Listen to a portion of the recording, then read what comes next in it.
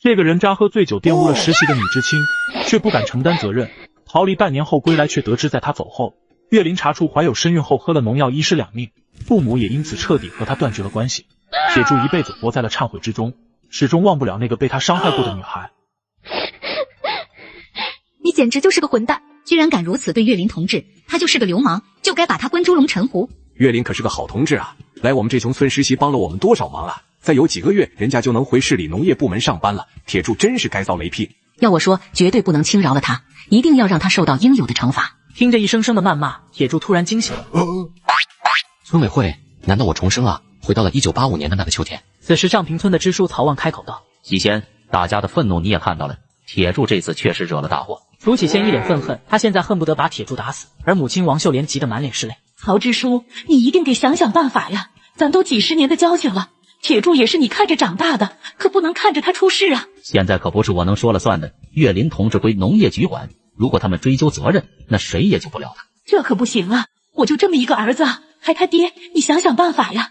哼，都是你惯的，现在出事了才知道着急，事是他惹出来的，就该承担相应的后果。你只顾自己的儿子，人岳林也是个孩子，眼看着大好前程被毁了，你咋不替人家想想？行了，别吵吵了，再怎么说出了这事，也给我们上平村脸上抹黑。我给你们提个建议，让铁柱把人岳林娶了，但前提是人家女同志的愿意。这句话却让二老都沉默了，纷纷看向旁边的岳林，面露难色。忽然铁柱的小姨王霞满脸怒火地冲到铁柱身前，抬手就是一巴掌。看看你干的好事，他是我同学，按辈分是你林姨，你怎么下得去手？一个畜生！林，外面冷，咱们进屋吧。随后王霞扶起抽泣的岳林进了屋，喜仙也压制不住内心的怒火，抡起一根木棍就朝着铁柱走来。你个畜生，看我不打断你的狗腿！老东西，你打，把我也打死算了。楚喜仙僵持许久，也没砸下，愤恨地丢掉木棍。就在此时，王霞走了出来。都别吵吵了，铁柱，岳林让你进去一趟，好好承认错误，拿出男人的担当，现在能救你的只有自己。铁柱重重地点了点头。进屋后，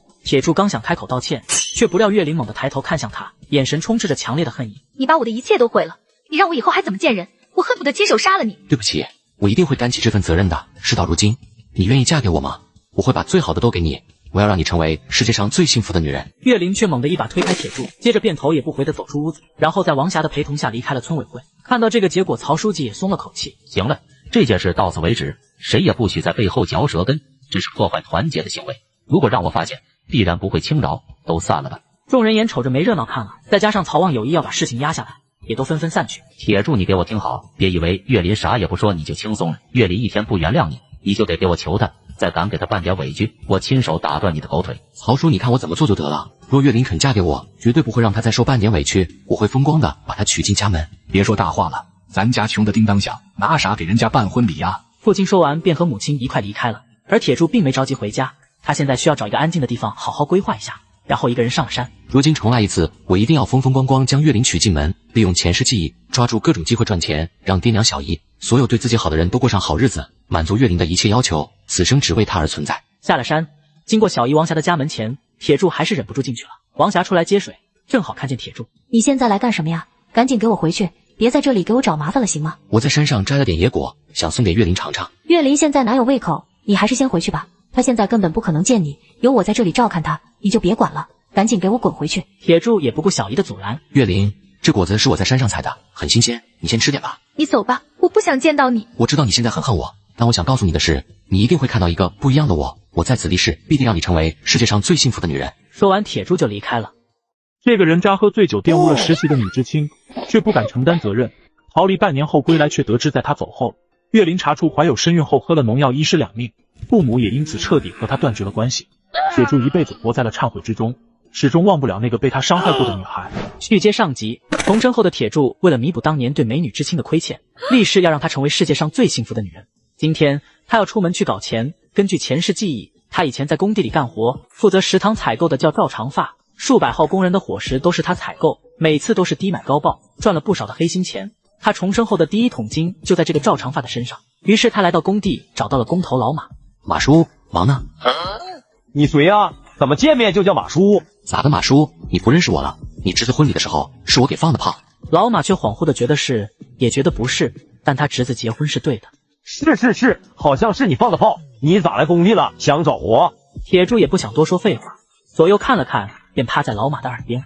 马叔，我是来跟你说，赵长发那家伙赚您的钱，他进货都是低买高报，这些都是市场的朋友跟我说的，而且赵长发还吃回扣呢。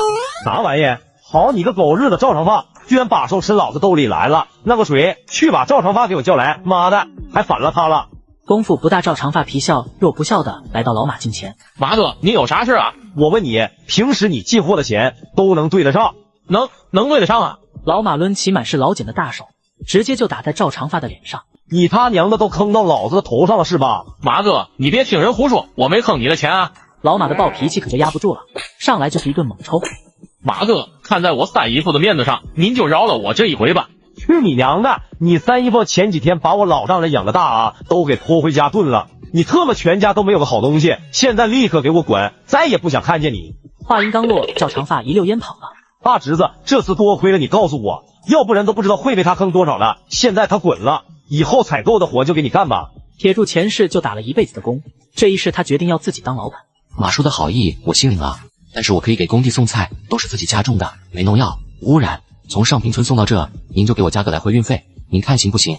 行，我这人多，一天的需要上百斤的菜，你能给我送来，我就照单全收。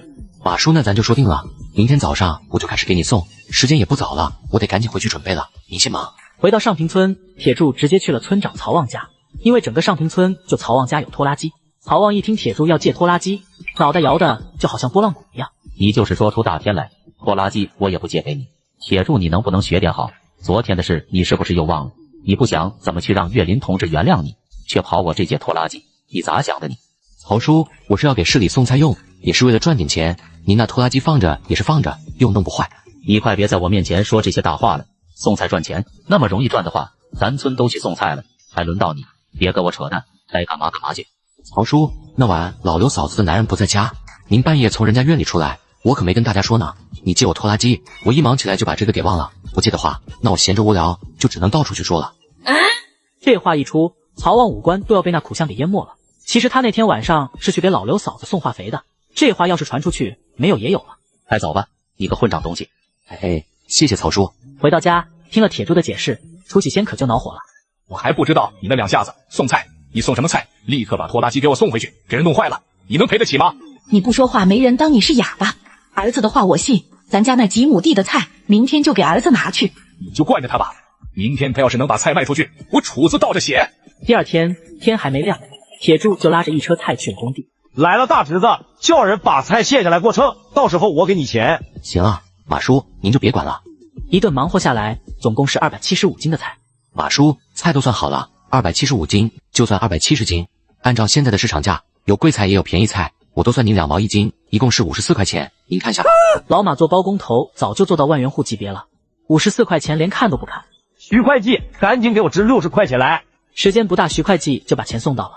马叔，给多了。输给你的就拿着，说好来回运费算我的，说话就得算话。这些菜够我们吃2天的，你后天的时候再给我们送。我不在的话，你就找徐会计拿钱，他敢不给，我能砸断他的尾巴呢？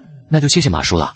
后天我还这个点来，您先忙吧，我这就回去了。回去慢点，拖拉机这个破逼玩意不好控制，我老丈人开着玩意差点把大腿都摔断。铁柱点了点头，便开出工地，但是他却并没有回上平村，开着拖拉机突突突一路跑。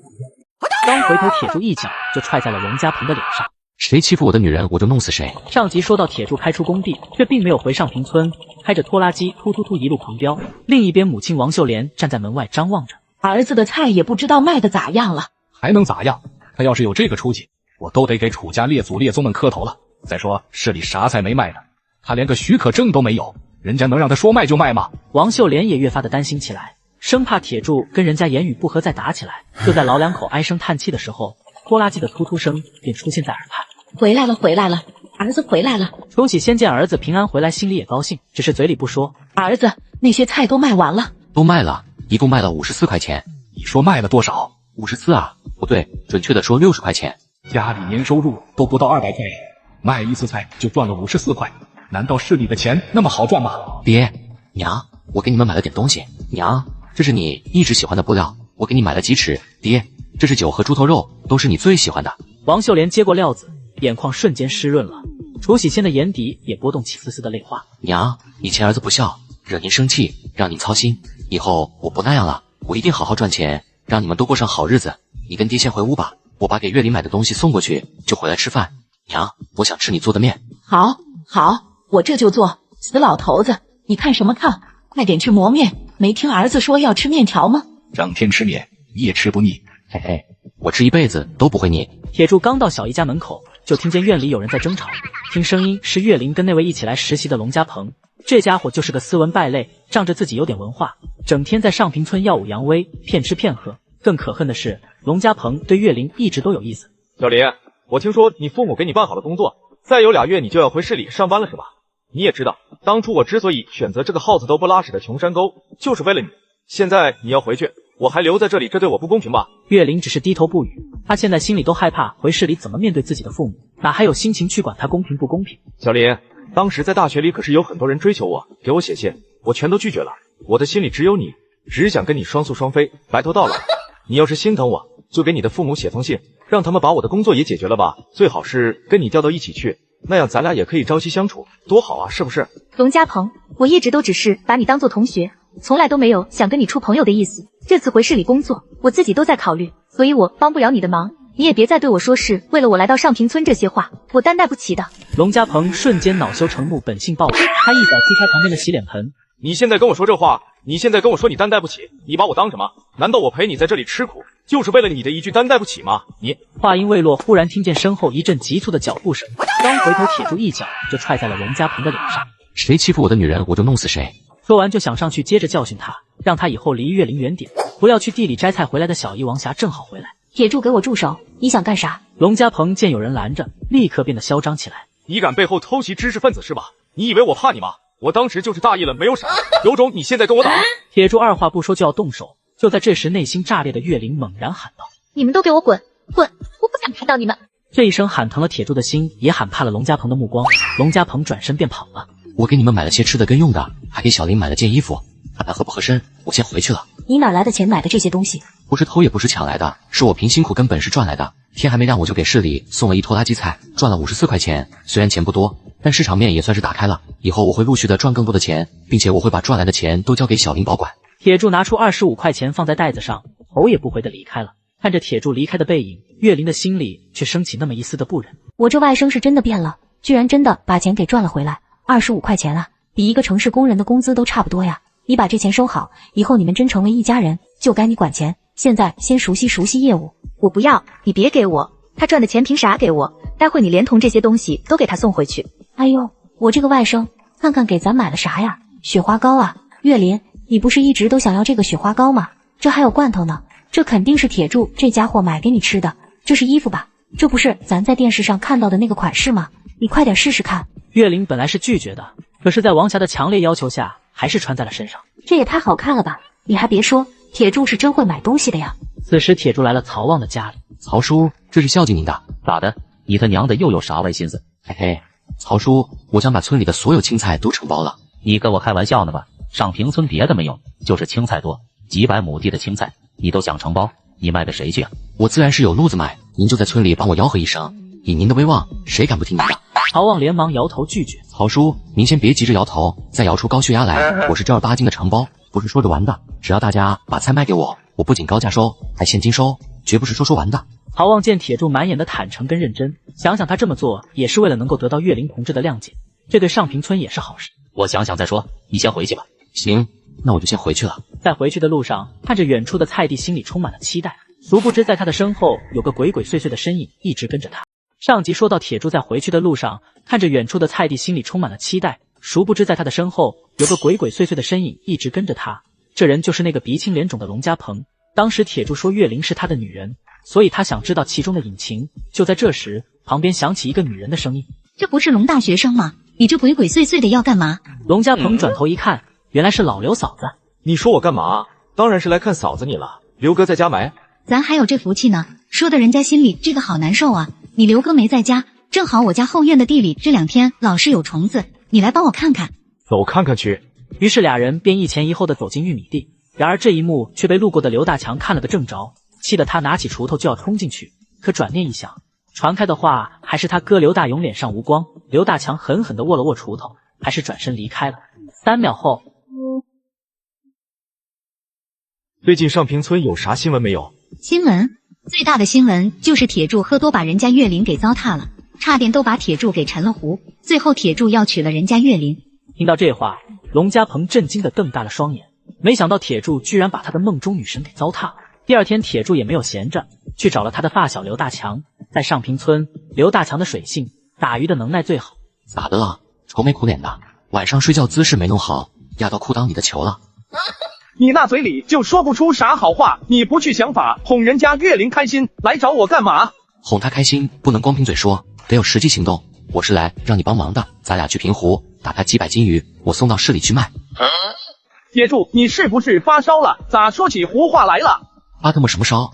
明天你不给老子打500斤鱼，老子把你的猪窝都给点了。交代完以后，铁柱先回家做装鱼的准备，进门就看见王霞跟爹娘在说话，桌子上还摆着那25块钱。你们现在都别太担心，岳林的情绪还是很稳定的，但是人家父母已经把他的工作给调配好了，再有2月，人家就要回市里上班。在这之前，如果岳林还不原谅铁柱的话，那就难办了。你们都不用急，我心里有数，这是我造下的孽，我一定会负责到底的。然后铁柱把他爹冬天盖地窖的一块大塑料布给拿了出来。你又拿它干啥呀？一个败家玩意。我有用，娘，晚上把饭帮我送到平湖去，把大强的那份也带上，我先过去了。你去平湖干啥呀？王秀莲的话刚问出嘴，就听到拖拉机突突突的声音。然而王霞却忽然想起什么，急忙追出院子。铁柱，那25块钱怎么办？拿回去给岳林，他要不拿就给他撕了。星空下，直到王秀莲跟楚喜先来送饭，俩人才停止忙碌。人家要菜，难道还要鱼？要是能要，但是要不了这么多，其他的我是准备拿去卖的。啥？卖鱼？那能卖出去吗？扯淡！在市里做买卖很麻烦的，不是这证就是那个许可，找一样都不行。我听我哥说，要想卖东西还得有摊位，每天还得交管理费，这真的能行吗？这些你们就不用跟着操心了，我能卖出去就是。4日天还没亮，铁柱就起身出发了。他直接把拖拉机开到一个人多的小区门口，便吆喝起来：瞧一瞧，看一看，正宗平湖野生大鲤鱼，吃1条享2条，你吃1顿享2顿，不鲜不活不要钱了，便宜卖了呀！在这个时代，哪有直接到小区门口卖鱼的？给大伙弄得又好奇又觉得新鲜，都纷纷围了过来。小伙子，这鱼咋卖的？现在市场上的鱼都1块多钱，人家那是有成本，卖的贵。我这是自己打的鱼，没证没许可也没有管理费，所以我就卖8毛1斤，比市场便宜几毛钱。小伙子说的实在，鱼也确实便宜，来给我挑1条大的，买回去给家人解解馋。大妈，您看这条怎么样？3斤2两，就算您3斤2块4。大家纷纷都说楚南做买卖实在，这要是在国营商店，半两都算钱。于是大伙你1条我1条，一会的功夫就卖出去158斤鱼。想买的都买了，不想买的再好人家也不买，于是直接来到市场，想找个正儿八经卖鱼的，把剩下的鱼便宜点批发出去。也是老天眷顾他，正好有家卖鱼的摊子，盆缸都是空的。老板要鱼吗？新鲜的大鲤鱼，我全都要了，多少钱？全都要的话，我给你算8毛。8毛？不要，太贵了，批发才5毛。一分价钱一分货，你看看那5毛的鱼能跟我的比吗？饲养的鱼啥价格？我这可是纯野生的大鲤鱼，肉质鲜美，肯定就会贵点。光是打鱼就很费劲，8毛钱1斤，我都没赚啥钱。那也贵，要不这样，我给你6毛，你全都卖给我。不行，8毛就是8毛，我没猜错的话，你今天肯定没进到货吧？这些鱼你要是不要，今天可就别想赚钱了。小伙子真会做生意，服了，8毛就8毛，过秤吧。鱼称好后正好是208斤，铁柱给赵老板抹了个0。兄弟，买卖做得不错，以后再有鱼就往我这送，我就要你的鱼。赵哥这么给面子，下次给你送鱼，我给你算便宜点。回到上平村，楚喜先跟王秀莲见那么多鱼都卖掉了，是满满的惊喜。可是惊喜归惊喜，楚喜先还是愁眉苦脸。那回你曹叔通知大家去开会，说是商量让你承包菜地的事，左邻右舍的都骂咱们异想天开。待会这回你就别去了，去了你也是打架惹乱子。我跟你妈过去听听就行。爹娘，这是我给你们买的烧鸡跟水果，我先去看看岳林，你们先吃吧。铁柱，鱼都卖完了。卖完了。行啊，你真没看出来，你还有这个能耐呢。看来你们老楚家真出个能人了。啥能人不能人的，我给岳。你们买的烧鸡还有水果，这个是我给你们买的收音机。啥？收音机？妈呀，岳林，咱这屋也终于有个带响的东西了，太好了。吃饭吧，我先回去了。对了，小林，我还给你买了点巧克力，我以前听你说过你喜欢吃巧克力，就买给了你，想家的话就吃点吧。还有这是我今天赚的钱，因为买了东西还剩160块，60我拿着，剩下的放在你这里保管吧。说完，铁柱放下钱便迈步离开。别管他挣钱辛苦不辛苦的，给你就拿着，先养成这个好习惯，以后的钱都你把着。王霞，这钱我不能拿，你还不明白什么意思吗？我若是拿了这钱，那我成什么了？你还是把钱给铁柱送回去，他做生意也得要本钱啊。哟，现在就知道心疼人了。行，那我待会就给他送回去。铁柱没听父母劝阻，从王霞家出来便去了村委会。当他们看到那700斤的菜连个菜叶子都没有剩下时，大伙就好像疯了一样，追着拖拉机跑。续接上集，铁柱从小姨家出来便去了村委会。此时村委会的大院里挤满了人。啥？让铁柱承包我们的菜？我没听错吧，曹叔？那个铁柱是什么人呢？干啥啥不行，吃啥啥不剩，还是个流氓，让他包我们的菜，我第一个不答应。没错，我宁可把菜扔了也不卖给他。曹旺沉着脸看着楚喜仙和王秀莲老两口。你们怎么能这么说我家铁柱？是，铁柱以前是不着调，可是现在他变了，每天起早贪黑的去赚钱，也不喝酒，也不跟那些狐朋狗友厮混，就算是他有点过错，也轮不到你们来说他。这话说的，变不变我们哪能知道？而且跟我们有啥干系？总之我们不能把我们辛辛苦苦种的菜让他拿去糟蹋，大伙说对不对？对，说的没错，我们的菜凭啥给他？做生意做啥生意？我看他就是在投机倒把。都给我闭嘴！杨翠花，你比比划划的想要干啥？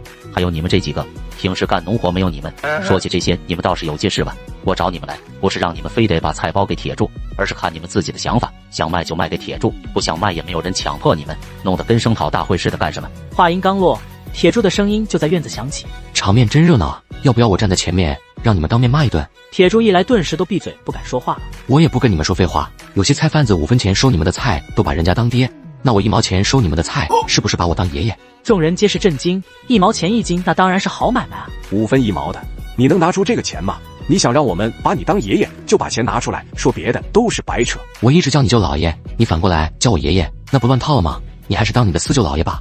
我在这里跟大伙表个态，你们的菜我1毛1斤收，而且给现金，想卖的就去跟我爹说，不想卖的我也不勉强。爹娘，咱回家去。等到铁柱一家离开，众人也都有了自己的小心思。如果铁柱说的是真的，那不卖就是傻子。铁柱来到平湖边，刘大强已经打了足足有上百斤鱼了。听铁柱说一上午就把鱼给卖光了，刘大强一脸震惊。铁柱，那可是300多斤鱼，你都卖完了，这也太厉害了吧！这是给你的，你别管我是咋卖出去的，以后跟着哥，很快就让你变成万元户。铁柱，这可是60块钱啊，真是给我的吗？这次有点少，下次我再多给你点。好，咱俩是一辈子的好兄弟，你做啥我都支持你。别废话了，后半夜去帮我拔菜，然后继续打鱼。夕阳满天，铁柱经过小姨家门口时，听到一群人说话，很是热闹。这些人都是岳林的同学。我们整天的馒头、土豆、咸菜，你们却能吃上水果、烧鸡，你们是不是捡到宝贝了？也分给我们一点，让我们也享受享受。可不是嘛，我都快2月没有吃到肉了，把那鸡腿给我吧。我就不信这些是你们买的，不信就对了，这些都是岳林的男朋友给买的。你说的是龙家鹏，别开玩笑了，他哪有这个能耐？他算什么东西，配得上咱岳林同志吗？我说的是我外甥铁柱。话一出口，众人皆惊地看向岳林。你说那个街溜子，他比龙家鹏更可恶？谁说不是啊？岳林，你咋想的？龙家鹏好歹也是个大学生，虽然人见点，但也比铁柱强吧？你们别听他胡说，我现在没有打算跟任何人谈朋友，以后别再让我听见你们谈论这个，不然我跟你们翻脸。铁柱咋的你们了？人家现在肯吃苦，这些东西还有收音机都是我外甥买的，以后我不准你们这么说他。门外的铁柱也失落起来，岳林现在还是在抗拒排斥他，看来他得更加努力了。回到家，家里更是热闹，都是来登记卖菜的，属杨翠花的声音最大。老楚大哥，你先给我记上，我家那几亩地的菜都包给你们了，让铁柱先去我家。老刘不在家，你在这嘚瑟啥？上一边去。你家的菜还能长些天，我家的菜这2天就得挖，再耽误几天都得烂地里。听到这些，铁柱也是皱起眉头。当时想的是大家的菜都给他，也就不愁没菜送，却没有考虑到蔬菜的成熟时间，也没有考虑到会有这么多人来卖菜。这些户的蔬菜加起来，光靠老马工地的那100-200斤的销量根本就不行。我粗算了一下，登记的足有2万斤，这么多的菜你能卖得出去？你还说现金收菜，你哪来那么多钱？到时候卖不出去，我看你怎么弄。就在这时，王霞把125块钱原封不动的送回来了。以后别再给岳林送钱，赚多少你自己拿着吧。你给我记住铁柱，你要是不争这口气，让别人总是这么看不起你，以后你就别见我们。说完，王霞转身离开。王秀莲还一脸的奇怪，也只有铁柱知道王霞为啥生气。娘，这钱你拿着吧，之前不是还说没钱收菜吗？这不就有了吗？爹你也别愁，我自然有我的法子。这样吧，咱家地里的菜还能再长个10天半月的，今天晚上先把大松家的菜收一些吧，他家的菜再不拔，那就烂在地里了。人家既然求到咱，就得说话算话。次日一早，铁柱拉着大松家足足700斤的菜出发了。到了工地，人家都是好顿抱怨。我还以为你不来给送菜了，今天开饭的时间都得推后半个小时，下次记得早点。就在这时，老马跟一个中年人走了过来。老马，这菜是你买的？这是我这个小兄弟给送的，便宜还新鲜。我这小兄弟人不错，铁柱，我给你介绍个大老板认识。马叔，今天菜送的有点晚，耽误大家吃饭了。耽误一回能有啥事？我给你介绍客人，这位是惠氏造纸厂的厂长曹永胜，你叫他曹哥就行。曹大哥你好，我看你的菜不错，我的工厂有2000多工人，每天食堂2顿饭，光是菜就得几百斤。要是你的菜便宜，以后每天也给我送500斤。谢谢曹厂长的关照，每天我都会把菜准时送到，也希望曹厂长能帮我多宣传宣传。虽然这点小钱在曹厂长的眼里不算什么，但是对于我们还在奋斗中的农民来说，已经是很难得的收入了。我就喜欢你这样的实在人，回头我帮你问问纺织厂的老陶，他那儿有5000多人，需要的菜更多。你今天就先把这些给我送去吧。谢谢曹厂长，我这边弄好就过去。没事不着急，那就这样吧。老马，我先走了。铁柱，好好维护这个曹老板，人家随便从手指缝里流点，都够你花一辈子的了。菜这块一定弄好。马叔，这次还得谢谢你，明天我给你弄几条野生大鲤鱼尝尝鲜，给你老丈人也送2条。老丈人就不用了，他昨天让我老丈母娘把胳膊打断了，吃不了这些，都给我就行了。我最喜欢吃鱼。回到上平村可就热闹起来了，杨翠花带头站在村口等着。当他们看到那700斤的菜连个菜叶子都没有剩下时，大伙就好像疯了一样，追着拖拉机跑。大强，我知道你是为了帮我，但揍人的活还是我自己来比较好。你下手这么狠，再打死他呢？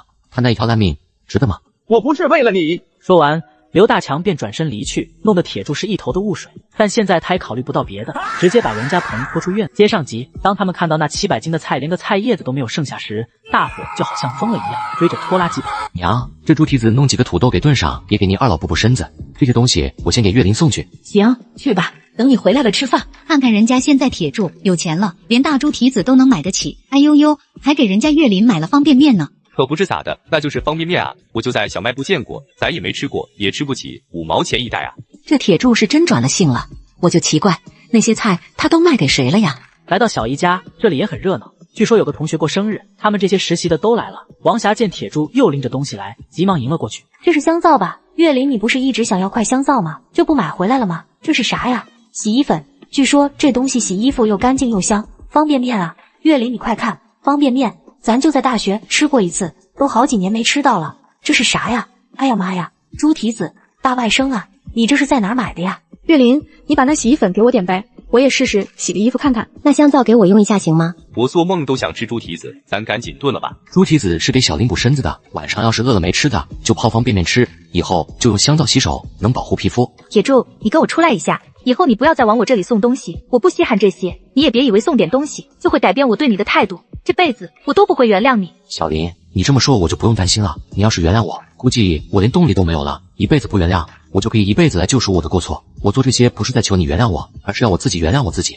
说完，铁柱便转身离去，留下满脸惊疑的月林。回到院子里，月林还是有些想不通。就在这时，龙家鹏拎了几块小卖部欠来的蛋糕走了进来。你来干嘛？请你来了吗？今天是邹淑敏的生日，我也是她的同学，不请我就不来了。还是你们有啥见不得人的，怕我知道？你别胡说八道，自己要点脸，赶紧滚，这里没人愿意理你。你别在这跟我废话，我又不是来看你的。月林，你跟我出来一下，我有话跟你说。有什么话就在这里说，不跟你出去说。月林，有些话你觉得当着同学的面说好吗？我可是给你留着面子呢。院外，龙家鹏轻浮地看着月林，忽然伸手就要去摸月林的脸。你想干嘛？请你自重。你有啥资格让我自重？你被铁柱睡的时候，咋不知道自重？铁柱那样的人都能睡你，我摸摸你怎么了？月林强忍着眼里的泪水，转身就要走。你要是敢走，我就把你的丑事写信告诉你的父母和你身边所有的人，让他们知道你到底是咋被一个农村的人糟蹋的。被要挟的月林还是站住脚步，却已无力回头。不想让他们知道也行，答应我2个条件：先让你在省里的父母把我也安排到市里去，而且还得跟你安排到一起。第2个条件，今天晚上去我的宿舍找我，你要是赶不去，明天我就给你的父母写信，让你一辈子都没脸见他们。你的父母会因为有你这么个女儿颜面扫地，这其中的厉害你自己衡量吧。他再也无法去承受这些打击，哭着回了院子，把自己关进屋里。王霞仔细一想，就知道龙家鹏肯定知道楚南跟月林的事了，于是他也不管同学怎么想，立刻跑去找铁柱。此时铁柱跟刘大强商量着能不能鱼跟菜一起送。就在这时，王霞火急火燎地跑进院子。铁柱，龙家鹏那家伙知道你们的事了，他可能用这个要挟月林，你快点去阻止他。铁柱猛然皱起眉头，就往外走。铁柱，你不能打人，就说月林是你的女朋友，你们都是心甘情愿的。还未等铁柱答应，刘大强一听到龙家鹏这个名字，就想起那天在玉米地撞见的一幕，恨得他眼珠子都红了。龙家鹏，今天看我怎么整你！刘大强在众人震惊的目光下，一道飞影似的冲出院子。他咋还疯了？还说啥呀？快去追呀！刘大强那小子一根筋，别弄出人命。这会儿荣家鹏还像个大爷似的坐在院里。你都吃几袋了，又不是给你买的，那是人家铁柱给岳林买的，你咋好意思吃？给岳林买的就是给我买的，他铁柱算个什么东西，还想吃岳林这块天鹅肉？我老实跟你们说，岳林就是我的女朋友，谁也别想跟我争。话音才落，满脸杀气的刘大强便冲入院子。龙家鹏，老子今天不打死你，我就不是刘大强。这一声可把院子里的众人给惊得一愣。刘大强，你疯了！我跟你无冤无仇，你凭啥要打我？没管他说什么，刘大强上去就是一顿暴揍。就在此时，铁柱和王霞跑了回来。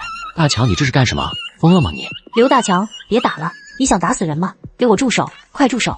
终于是在龙家鹏鼻青脸肿之后，刘大强才住手。大强，我知道你是为了帮我，但揍人的活还是我自己来比较好。你下手这么狠，再打死他呢？他那一条烂命值得吗？我不是为了你。说完，刘大强便转身离去，弄得铁柱是一头的雾水。但现在他也考虑不到别的，直接把龙家鹏拖出院子。铁柱，你想干嘛？别老子闭嘴！我上次跟没跟你说过，谁欺负我的女人，我就弄死谁。你不长记性，我就给你长点记性。说完，铁柱转身搬起一块石头，就要往龙家鹏的身上砸。我错了，我不该欺负岳林，我不是人，我是畜生。你连条狗都不如！我再跟你说一次，岳林是我的女朋友，你要是再敢打她的主意，我宁可这条命不要了，也要杀了你！给我滚！以后不准再踏入这院子半步！滚！龙家鹏起身就跑，边跑还边在心里怒骂道：岳林、铁柱、王霞，你们给我等着，我不会放过你们的！为了深表歉意，我给大家唱首歌。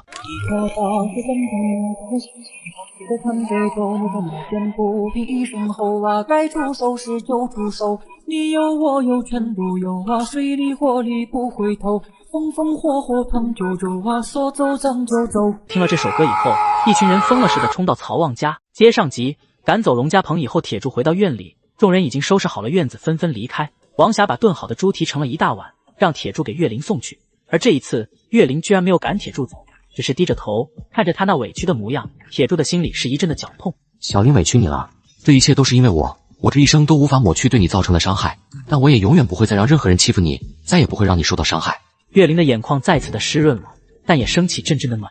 我的猪蹄子可香了，吃点吧。一句话给岳林弄得是哭笑不得。放桌上，赶紧出去吧，别在这气我了。没问题。铁柱乐颠颠地走出屋子，这是个好的开始。但回到家一抬头，却发现拖拉机不见了。他急忙进了屋里。爹，拖拉机呢？你曹叔的儿子开回去了，人家说要用，我总不能拦着吧？铁柱一听是曹旺的儿子曹祥庚，顿时皱起怒眉。整个上平村最不服他的就是这个曹祥庚，俩人见面就打，这次肯定是看用他家的拖拉机赚钱。他心里不满，故意把拖拉机开走了。可是没有这上平村唯一的拖拉机，还怎么送菜送鱼去赚钱？想到这里，铁柱只能是硬着头皮来到曹旺家。你来我家干啥？滚！我想来就来，跟你有毛的干系。我知道你想用我家的拖拉机去送菜赚钱，也不是不可以，只要你从我的裤裆底下钻过去，再给我磕头叫声爷爷，我就让你开走。要是放在以前，他的拳头早就抡上去了。现在要紧的是弄拖拉机，谁跟他在这打架玩？想到这里，铁柱只是淡然一笑，转身就走。铁柱，你就是个怂货，怕了老子以后就给老子躲着走。铁柱都不理他，他有更好的法子对付他。随即转道来到村委会，趁看门老头睡觉溜进办公室，便打开了大喇叭。各位村民，我是铁柱，在这里播送的通知，因为曹祥庚同志不让我使用拖拉机，我答应各位村民收的菜就不能进行了。大伙有啥疑问，可以去曹旺叔家问曹祥庚吧。为了深表歉意，我给大家唱首歌。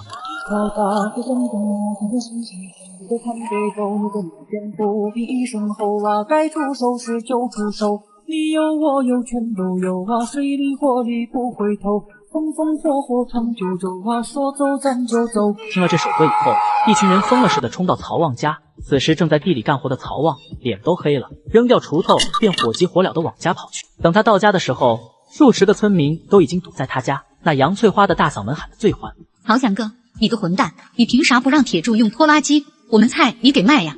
你还是个人吗你？你要是耽误我们卖菜，我们就把地里的菜全都搬你家来，让你家拿钱收。你就不能跟你爹学点好的？缺德带冒烟，损人不利己。人家铁柱带领大伙致富，你在这里搞破坏，你这就是在破坏上平村的致富发展。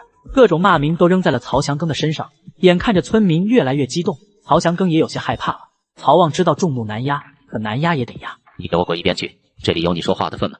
拖拉机是我买的，我还没说不让铁柱用，你说话好使吗？我在这里跟大家和平和谈，拖拉机铁柱车用，谁也管不着，这回你们满意了吧？都给我干活去，赶紧走。有了曹旺这句话，大家都满意的离开了。曹旺也没有骂曹祥庚，上去就是一顿暴揍，吓得曹祥庚都爬屋顶去了。你个兔崽子，给我下来！我是你跟我娘生的，你就骂吧，反正我不下去。咱家的拖拉机凭啥让铁柱用？我不服，他能送菜我也能送菜，他能赚钱我也能赚钱，有啥了不起的？反正我就是不让他用。你去送菜，你长那个脑袋瓜了吗？你能把菜卖掉，我去叫你爷爷。你除了打架吃饭，还会干啥？你把我气死就乐了，你个混球！干骂也没用，打也打不着。曹旺只能是自己开拖拉机给铁柱送去。你咋还亲自给送来了？去弄点辣的，咱俩整2盅，我都快让那个混账东西气死了。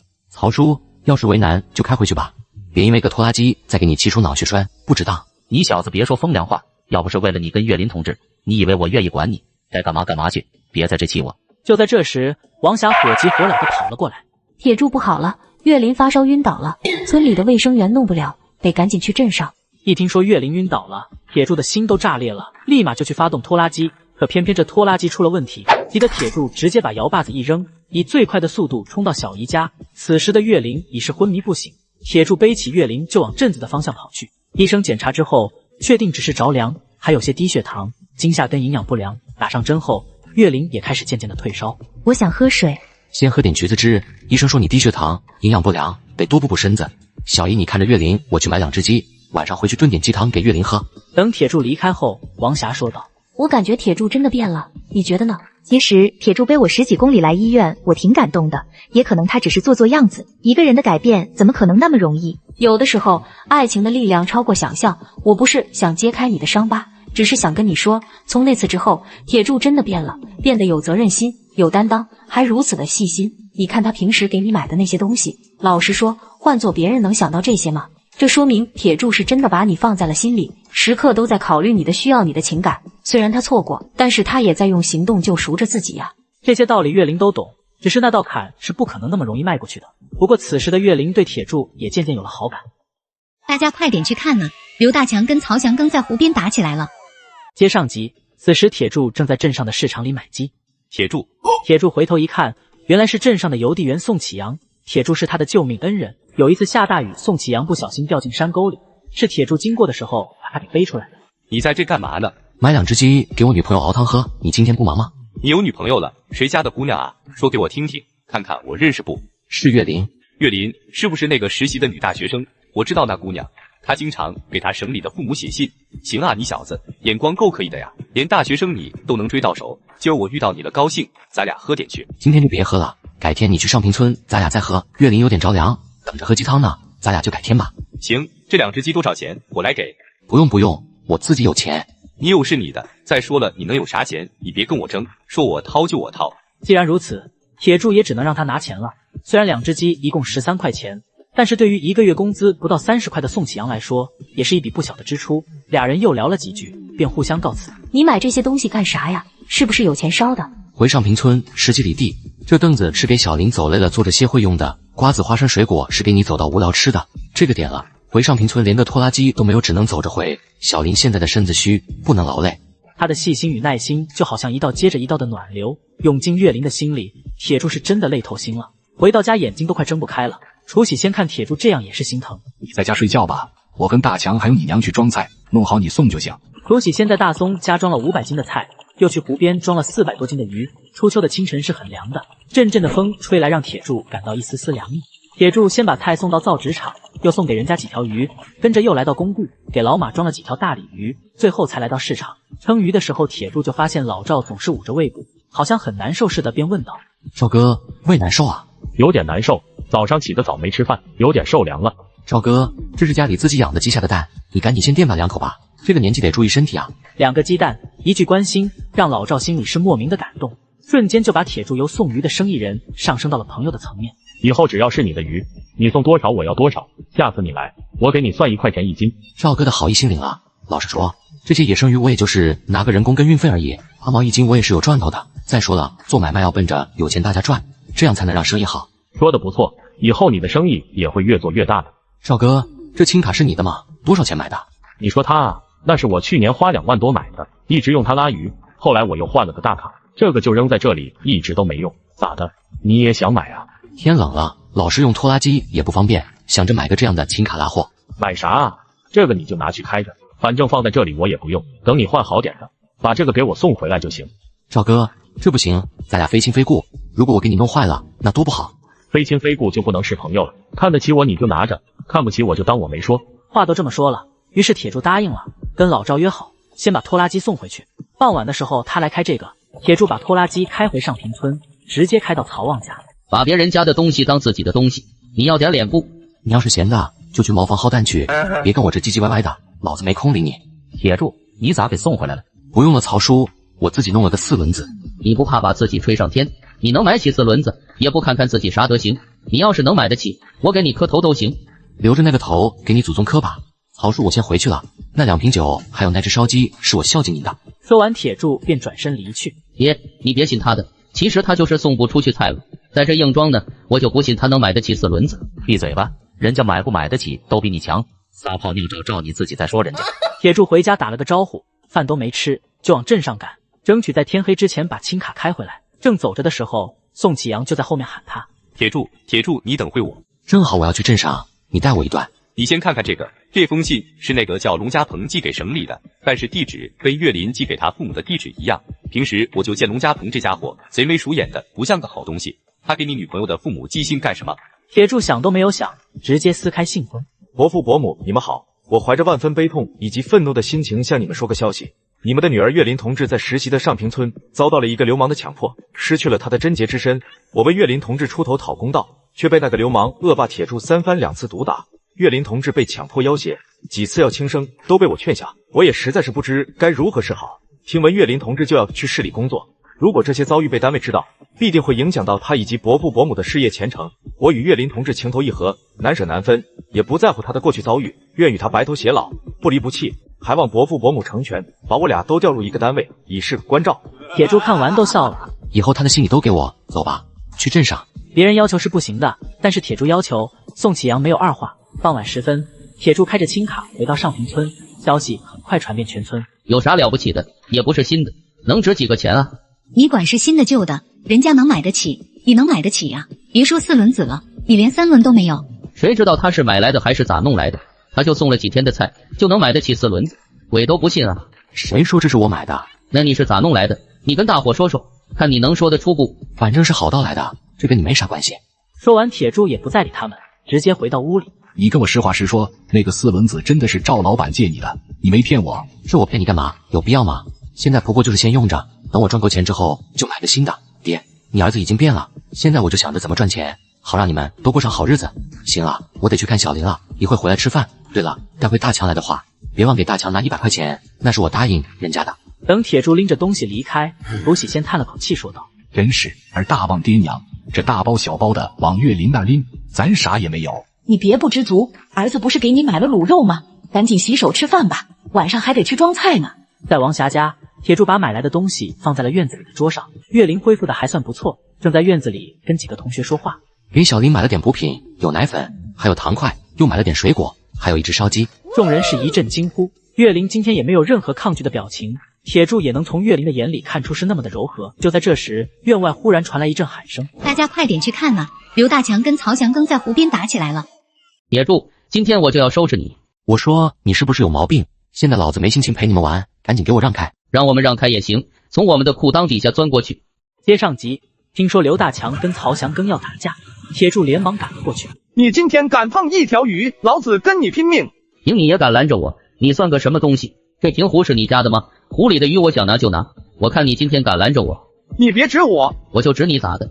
眼看就要动手，大伙也等着看好戏的时候，铁柱赶到上前，一把推开曹祥庚。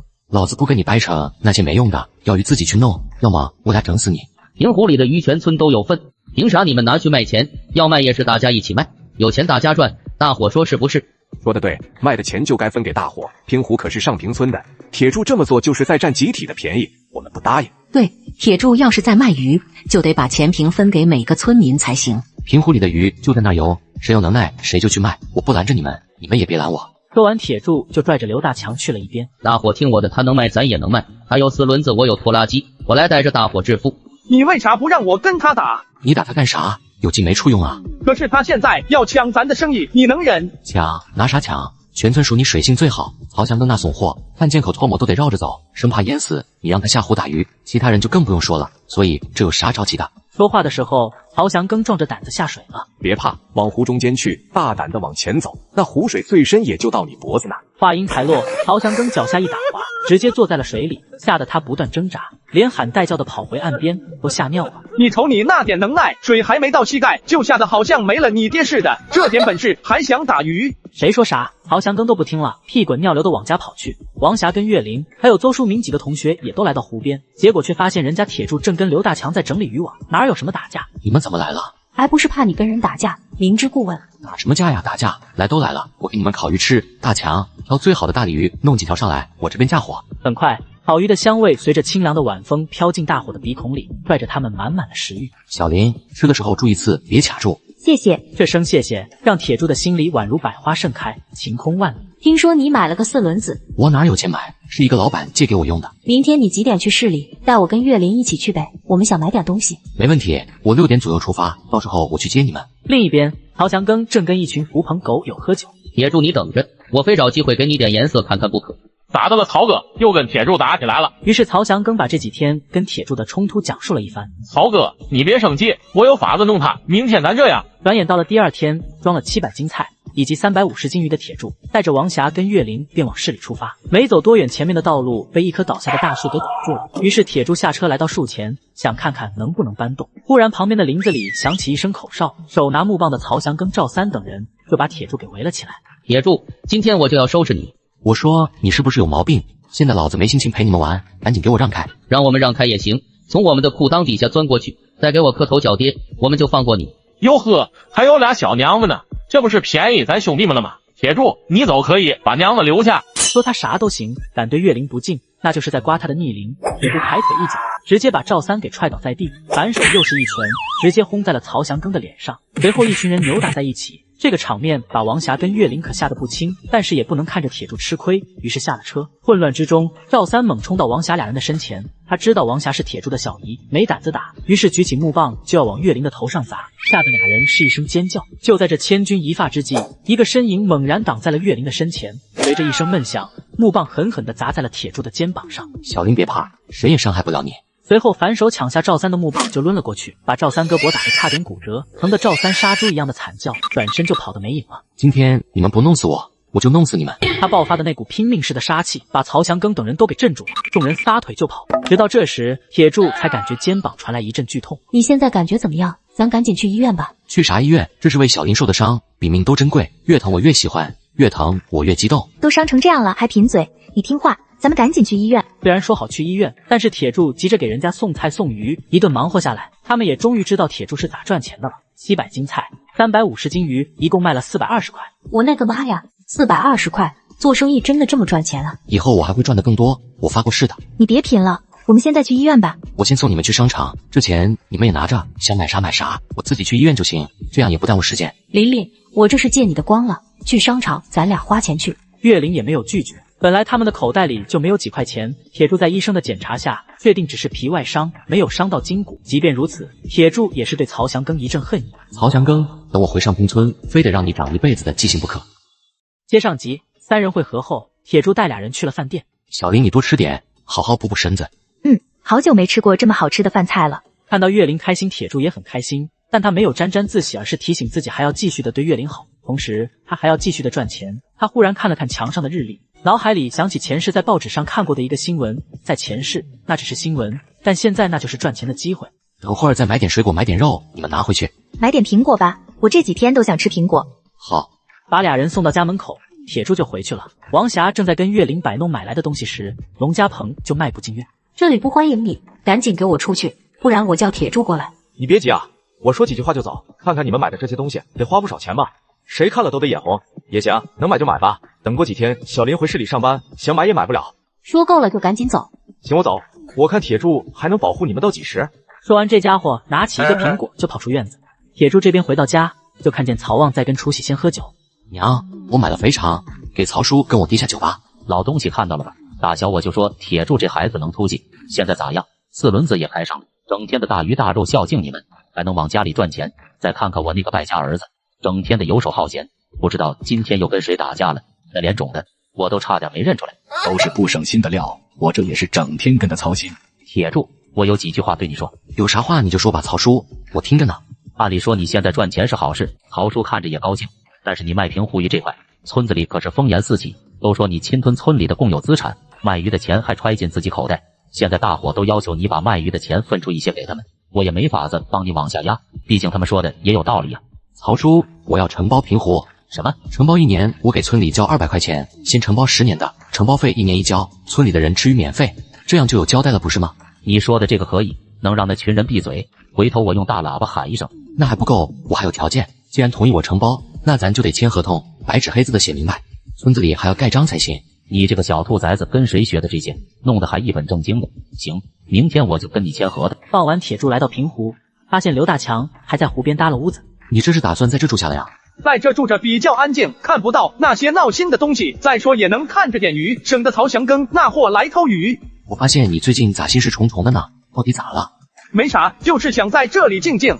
以后没人敢来偷鱼，我把这平湖给你承包下来了，以后这湖里的一切都是你的。你说啥？这里以后就是你的事业，先做些养殖的生意，以后我就把送鱼的生意给你了，你也能赚到钱，好娶媳妇结婚啊。你把生意给我，那你呢？你做啥？不是说好咱俩一起做生意的吗？这里不是我该待着的地方，过段日子我会跟着岳林去市里发展，等我赚到钱的时候，你再去市里跟着我干。咱俩是永远的好兄弟，一辈子的好兄弟，咱俩拜把子吧。拜你爹的腿，滚！另一边，岳林跟王霞也在聊着。再有1个月我就要去市里上班了，我怕铁柱纠缠我，到时候你得帮我跟他说清楚。说啥清楚啊？难道你不想让他娶你，对你负责？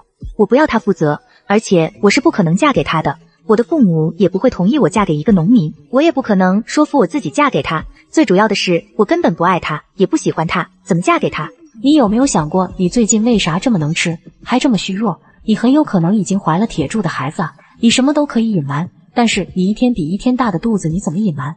我准备把孩子打掉，他本来就不该出现在我的身上，那是铁柱造的孽，我不会生下来的。这把王霞给惊的半天都没有说出话，仿佛眼前的岳林已经不再是他认识的岳林了，他变得决断、冷漠，甚至是残忍。难道你没有看见铁柱是因为你而改变的吗？如果让他知道你的决定，你让他怎么办？你考虑过他吗？我为什么要考虑他？如果不是他那么对我，会是这样吗？你有没有替我想过，我该怎么去面对？我是绝对不可能嫁给铁柱的，永远都不可能。转眼到了第2天，铁柱送完菜，来到了会市第一制鞋厂的门口。这是会市最大的私人制鞋厂，专门生产制作各种男女士鞋子。看到这里，铁柱的心里也有数了，于是他随即回到上平村找曹旺签了合同。到了晚上，铁柱又返回到会市，来到一家饭店。一进去，铁柱的目光就落在了一个中年人身上，他就是第一制鞋厂的老板孙德林。于是铁柱径直来到桌前，装作很着急的样子。孙总，您还有心情在这里喝酒？你不想要你的工厂了是吧？你是谁啊？在说啥话？我是个电工，今天检查线路的时候，发现你们工厂的电线有混线，你要是再不回去看看，随时都可能着火。众人是一阵嘲笑，觉得铁柱就是在这里危言耸听、胡说八道。辛苦你了，明天我就找人看看。明天你的工厂可能就烧成灰了，我可没有跟你说着玩，转转你的那个大脑袋想想，我闲的呀，会跟你说这些。电有问题你去跟工厂的工人说，该咋弄就咋弄，你跟老板说啥？看你就来气，我们兄弟几个在这喝点酒，你一会着火，一会消失的。你是电工，那你就去修啊！你在这说什么废话？老孙，咱们继续喝酒，不用理他。你的厂子里又不是没有人，别听他瞎说。就是啊，你不就是电工，你去给看看不就得了？你们厂看大门的老头不让我进，他说只要下班，老板他爹来了也不让进。你想喝酒，那就继续喝吧，别后悔就行。我没啥了不起的，你的工厂着火跟我有啥干系？每个月我也就挣那点工资钱。按说这小伙子没理由跟我说这些废话吧，肯定是看出有问题才会这么说的。喝几个你们先喝着，我回去看看，没啥事我再过来，咱们接着喝。你跟我一起去吧。转眼到了第2天上午，卖邮票的老头脸色都在发紫。老孙头，你这是咋了？老头递过报纸，男子一看立刻明白。老孙头，你不是有1枚红票吗？这下你可发了，我还以为啥呢？原来你这是激动的啊！越是这么说，老孙头越是痛苦，那感觉就如前列腺肿大。此时的铁柱、岳林、王霞3人来到了市里，但他们没有摆摊，而是来到周恒的住处。铁柱买了一堆东西，别管周恒什么态度，先把礼送上再说。然而开门的却是周恒的妻子方淑仪。这不是琳琳吗？你咋来了？快点进屋。阿姨，我来看看您跟周叔叔，这是我给你们买的，还有野生的平湖鲤鱼，让你们尝尝鲜。到自己家来玩，还带什么东西啊？快点坐，我去给你们倒茶。阿姨，你别忙了，怎么不见周叔叔啊？他啊，一大早就去邮局看邮票去了，现在那邮票就好像他的命一样。原来周恒的爱好是集邮啊，这下可好办了。就在这时，周恒回来了。周叔叔，我们来看看您。小林，以后别带那些不知所谓的人来我家。我跟你父亲老岳那是多年的老交情，一直都把你当我女儿看，所以老岳还专门让你来会市的农村实习，就是想让我看着你。也怪我平时比较忙，倒是让你这丫头给我弄这么一出。我当时给老岳写信的时候，都不知道该怎么开口。老周，你说话注意点，琳琳买了这么多东西来看你，说那些干啥？琳琳，你别听你周叔的，我现在就去做饭，中午你们就在这里吃。周叔，我听阿姨说你喜欢集邮是吗？怎么？那你今天一定看报纸了，那枚红票的价值一定是震撼了整个集邮界。你还懂邮票？也不是很懂，周叔一定知道那枚红票吧？现在的红票可值钱了，这邮票最早出现在帝都，也不过只有1万枚，在省城还能看到几个，到咱这样的城市基本是看不到的。因为这次错版印刷，让这枚红票瞬间成为收藏的珍品，可以说是绝世罕有。据说咱会市有1枚红票，我之前去市场想看看这枚红票，可惜已经被人买走，遗憾没有看到那枚红票，估计以后也很难看到了。周叔，这是不是您说的那枚红票？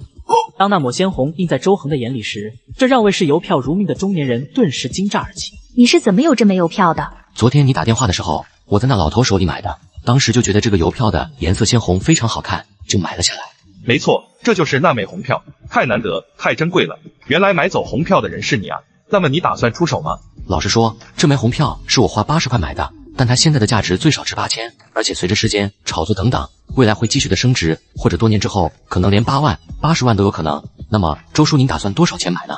周恒被问的脸色一紧，他最多能拿出800，可跟铁柱的要价差得太多，人家根本不可能卖。这话一下就把周恒给推到无奈，甚至是心疼的漩涡中，眼看着要与生命中最难得的机会擦肩而过。然而铁柱却话锋一转：您是小林的叔叔，平时对小林也特别的关照，我怎么能把这枚不过80块的邮票卖给您？我直接送你了。周恒怀疑自己的耳朵是不是听错了，价值上万的邮票说送就送，然而一看铁柱那认真的眼神，根本不是玩笑。你还看啥？赶紧做饭去，弄俩好菜，我要跟柱子喝点。这么贵重的礼物，我也是无功不受禄。铁柱，说说你的想法吧。周叔，小林跟王霞都是您看中的人，别因为我而耽误了他们的前途。我希望您能正常给俩人推荐工作。再说，您跟小林的父母都是老交情，看这个面子，您也得帮个忙是吧？至于我跟岳林，虽然是自由恋爱，但在小林工作稳定之前，我们就是普通朋友。从我小姨王霞这论，我还得叫岳林一声林姨呢，不是？原来你们是普通朋友啊，还带点亲戚。那说到底，这不就是个误会吗？既然这样的话，那岳林跟王霞也具备参加工作的机会。等明天上班，我就立刻跟用人单位先沟通一下，到时候我就把介绍信给开了。周叔，小林一直都想去市里的农业公司上班，安排俩人的话，难度肯定不小吧？农业公司的确不容易安排，现在农业公司都已经是超额用工，而且实习生没有工作经验，人家也不是很愿意用。方姨，家里咋还看黑白电视啊？回头我找商场的朋友批一台彩电给送家来。哎呦，铁柱，你可别跟阿姨开玩笑啊，真的能弄到？这玩笑能开吗？周叔帮了我们那么大的忙，弄台彩电是应该的。周恒心里对铁柱是彻底的刮目相看了。这个年轻人眉眼通透，有眼力见，说话做事条理清晰，未来不可限量。行，铁柱，那阿姨就等你的彩电了。这次又让你破费了，不管咋说，于情于理，我都得给小林还有王霞把工作安排好，你们就等消息吧。那就谢谢周叔了，我们也告辞了，改天我就把电视送过来。几人走后，方淑仪笑着说道：我觉得铁柱这孩子真不错，给琳琳当男朋友，那是琳琳的福气。我也觉得铁柱未来肯定是个了不起的人，等有机会，我还得跟老岳沟通沟通。行啊，你大外甥，没看出来你还有这个口才跟能耐啊，把周恒说的一愣一愣的，都差点跟你称兄道弟了。我的心当时一直都在跳，生怕周恒拒绝，那可真的没啥希望了。这就叫投其所好，给其利益，无往而不利也，学问大着呢，以后你们慢慢学去吧。说你胖，你还喘上了，咱赶紧去卖鞋吧。都几点了还去卖鞋？今天不卖了，我带你们去找找房子，过几天你们搬到市里来，得有落脚的地方。我跟小林都商量好了，不住集体宿舍，单住单开火。我听说会市的电影院小区是新盖的，挺不错。走，咱们去那看看去。上集说到三人从周恒家出来后商量租个房子，于是来到了电影院小区。阿姨，这房子1个月多少钱？也只有农村来的人才会这么问，现在哪有什么1个月1个月的，我们都是一交就是1年的，1个月是20块钱，不包水电，1年是240，还要100块的保证金，一共340。要不是看他更年期失调的表情，真想一个大嘴巴子抡他一边去。铁柱随即掏出钱给了他。钥匙跟协议拿来吧。等妇女离开以后，铁柱便不屑地说道：“这妇女就好像有毛病似的，还以为她这房子是豪华装修呢。你们就先在这住着，很快我就给你们买个属于咱自己的房子。”算了，至少我很喜欢这个房子，用的东西慢慢置办，先把床弄好，我就跟王霞搬过来。那我也租个房子，这样咱们也就有照应了。房子弄好，几人都特别的开心。于是铁柱带着俩人下馆子吃大餐，红烧肘子、糖醋排骨、溜肉段、清蒸鱼，再来几瓶汽水。好的，几位，菜马上就做好，您稍等。就在这时，本来态度很好的服务员，在隔壁桌却立刻翻了脸。你说你们没钱，到饭店吃啥饭？2碗面条的钱都拿不出来，丢人不丢人？这位女同志，你别喊，我是真的忘记带钱了。这样吧，我回去拿钱，待会给你送来。你骗鬼呢？到时候你不回来，我找谁要去？服务员，不就是2碗面吗？算到我们桌上，让他们走吧。谁都有个为难的时候，不是吗？赶紧谢谢人家去吧，要不你们今天都走不了。真的太谢谢你了，请问小哥贵姓啊？谢啥谢，叫我铁柱就好了。你好，铁柱，我叫高劲松，那个是我的妹妹高佳秀，她今天从农村来市里看我，带她来吃碗面，一时着急换了衣服就没带钱。对了，我在市勘探公司上班，你在哪儿工作？明天我把面钱给你送去。快8毛的不至于，如果没吃饱，跟我们一起吃点吧。不了，你我萍水相逢，素未谋面，已经都很惭愧了。这样吧，明天我把钱送到这餐馆来，到时候您来拿吧。都说了不用，而且我也不知道什么时候会来吃饭，咱们有缘还会相见的，不用这么客气。那也行，如果需要我帮什么忙，去勘探公司，我随叫随到。佳秀，咱们走吧。高佳秀虽然一直都低着头，可她的目光还是从铁柱的脸上划过。对于没有见过世面的她来说，觉得能够帮助他们的铁柱给了她很大的安全感，也觉得这个年纪跟她相仿的男人很是帅气。随后俩人便离开了餐馆。吃完饭回到上平村，铁柱才回到家。楚喜先便火急火燎地说道：“你可回来了，赶紧送我去市里。”咋的了？你曹望叔又昏迷不醒了，傍晚的时候从市里回来的人说的，咱赶紧去看看。到了医院，就看见曹祥庚跪在地上，好像活不起了似的。老伙计，你可算是来了，这混账东西气死我了！曹旺就开始数落起曹祥庚来。原来曹祥庚去赌钱，不仅把做买卖的本钱都输了，连拖拉机都被他给输掉了。我不是也想多赚点钱交医药费吗？菜你也别送了，你自己不争气，我也帮不了你。铁柱，你再帮我一次吧，我保证再也不去赌钱了。你看我爸还躺在医院里，每天都要几十块钱，你不让我送菜的话，我拿啥给我爸交医药费啊？铁柱，你看在曹叔的份上，再帮他一次吧，怎么也得给他找个营生，是不是？可怜天下父母心，铁柱你就再帮他一次吧。明天你去拿大强的拖拉机，先去送菜，钱你省着点花，攒够钱你自己再去买一台，多了我也不说你，自己争点气吧。转眼第二天，铁柱带着岳林跟王霞继续去卖鞋，同时刘大强把拖拉机借给了曹祥庚，菜也送了，钱也拿到手了。可是曹祥庚路过那个赌窝的时候，又想起昨天输的钱，特么的，老子就不信今天还能输。到了傍晚时分，铁柱他们鞋子也卖完了，加起来10580块，过万了，这是不是就是万元户了呀？这是我人生的第一个1万块，很快就会有更多的1万块，甚至是100万、1000万、亿万。只要我的人生有足够的动力，我这台赚钱的机器就会一直强劲的运行下去。我们绝对支持你。吃完饭回到家里的时候，就看见刘大强满脸着急的在等他。你可回来了，那曹祥庚把拖拉机借去，到现在还没有回来。我就不该有这个仁慈，曹祥庚这个混蛋肯定又去耍钱了，跟我来，咱们赶紧去找找。来到曹旺家里，就看到有几个不三不四的人。你们是谁？想干什么？你特么少管老子的闲事，给我滚开！再说一次。刘大强也不说话，随手捡起地上的石头，孙老六当即就怂了。曹祥庚输给我们8000块钱，除了拖拉机，还把这院子也抵给我们了。特么的，那是我的拖拉机，你们还给我！大强，别冲动，曹祥庚在哪？那会还在这呢，现在不知道，我们也是替人干活，愿赌服输，除非是拿8000块钱来，否则这些东西就是我们的了。钱我有，但是不能给你们，带我去见你们老板，我当面跟他说。行，那咱就走着吧。在他的带领下，来到了在会市东边一片贫民区的赌窝中。你肯定是耍赖了，这赌局不算你。话音未落，铁柱抬手就是一拳。都说了没你说话的份，非得揍你才停是吧？上集说到，在孙老六的带领下，铁柱和大强来到会市东边一片贫民区的赌窝中。德叔他们是曹祥庚的同乡，想来要回点东西。两位小哥想从我这要走点什么？我来拿回曹祥庚输你的拖拉机，还有那套院子。咱有咱的规矩，那叫愿赌服输。我们可没强拽着曹祥庚来玩的，是他自己想试试手气。现在输了钱跟东西，你们想来要回去，有这样的规矩吗？都像你们这样，那我的赌场也就不用做了。叫您一声德叔是晚辈的尊敬，您也是老江湖了。曹翔更赌钱跟我们没干系，但他输的是我兄弟的拖拉机，是我叔的院子，咱们掰扯这些那是浪费时间。你不想给是你不想放弃好处，我想拿那也是为了拿回我自己的东西，你不给那我就得把你这个档口给点了。你特么敢，我看你是不想活了，敢在德叔的地头撒野，信不信我让你站着进来横着出去？你算哪根葱？有你说话的份吗？好小子，有胆色，我喜欢。既然如此，那我就给你指条明路。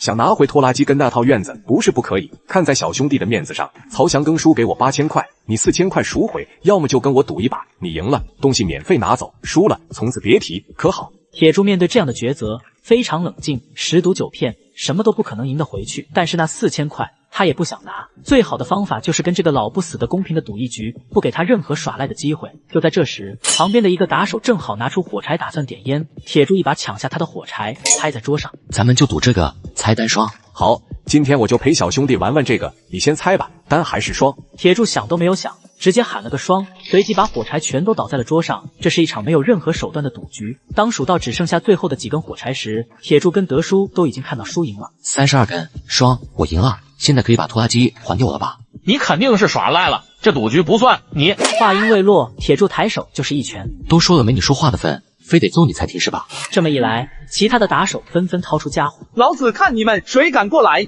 你们眼里还有没有我？我说过，愿赌服输，这是房契，拖拉机在后院，拿去吧。那就谢谢德叔了。东西我给你了，可是你打了我的人，这个怎么算？铁柱算是明白了，这个老不死的是不可能让他们轻易把东西拿回去的。他微微一笑，直接拿出500块钱扔在了孙老六的身上。医药费我拿，这回还有什么话说？德叔狠狠地咬了咬牙，今天他是真的栽了。铁柱1秒钟都不想待在这里，跟刘大强取了拖拉机，俩人一前一后直奔上平村而去。赌场里，一个男子从后屋里走出，此人正是于伟文。三舅，这小子叫铁柱，跟他一起来的叫刘大强，给市场赵瑞东送鱼的。我知道你今天火大，很快你就能出气了。那个刘大强每天早上给赵瑞东送鱼，明天他自己的时候，你叫人收拾他一顿，最好把他的鱼跟拖拉机都抢走，抢不走也给他砸得稀巴烂，让他们尝点教训。那个刘大强一脸的丧杀之气，是个打架不要命的主。还有那个铁柱，做事冷静，有条有理，未来不可限量啊。那又如何？该教训就得教训，要不以后谁还怕三舅？转眼到了第二天，刘大强依旧给赵瑞东送鱼，可才到市场口就被10几个打手给围了起来。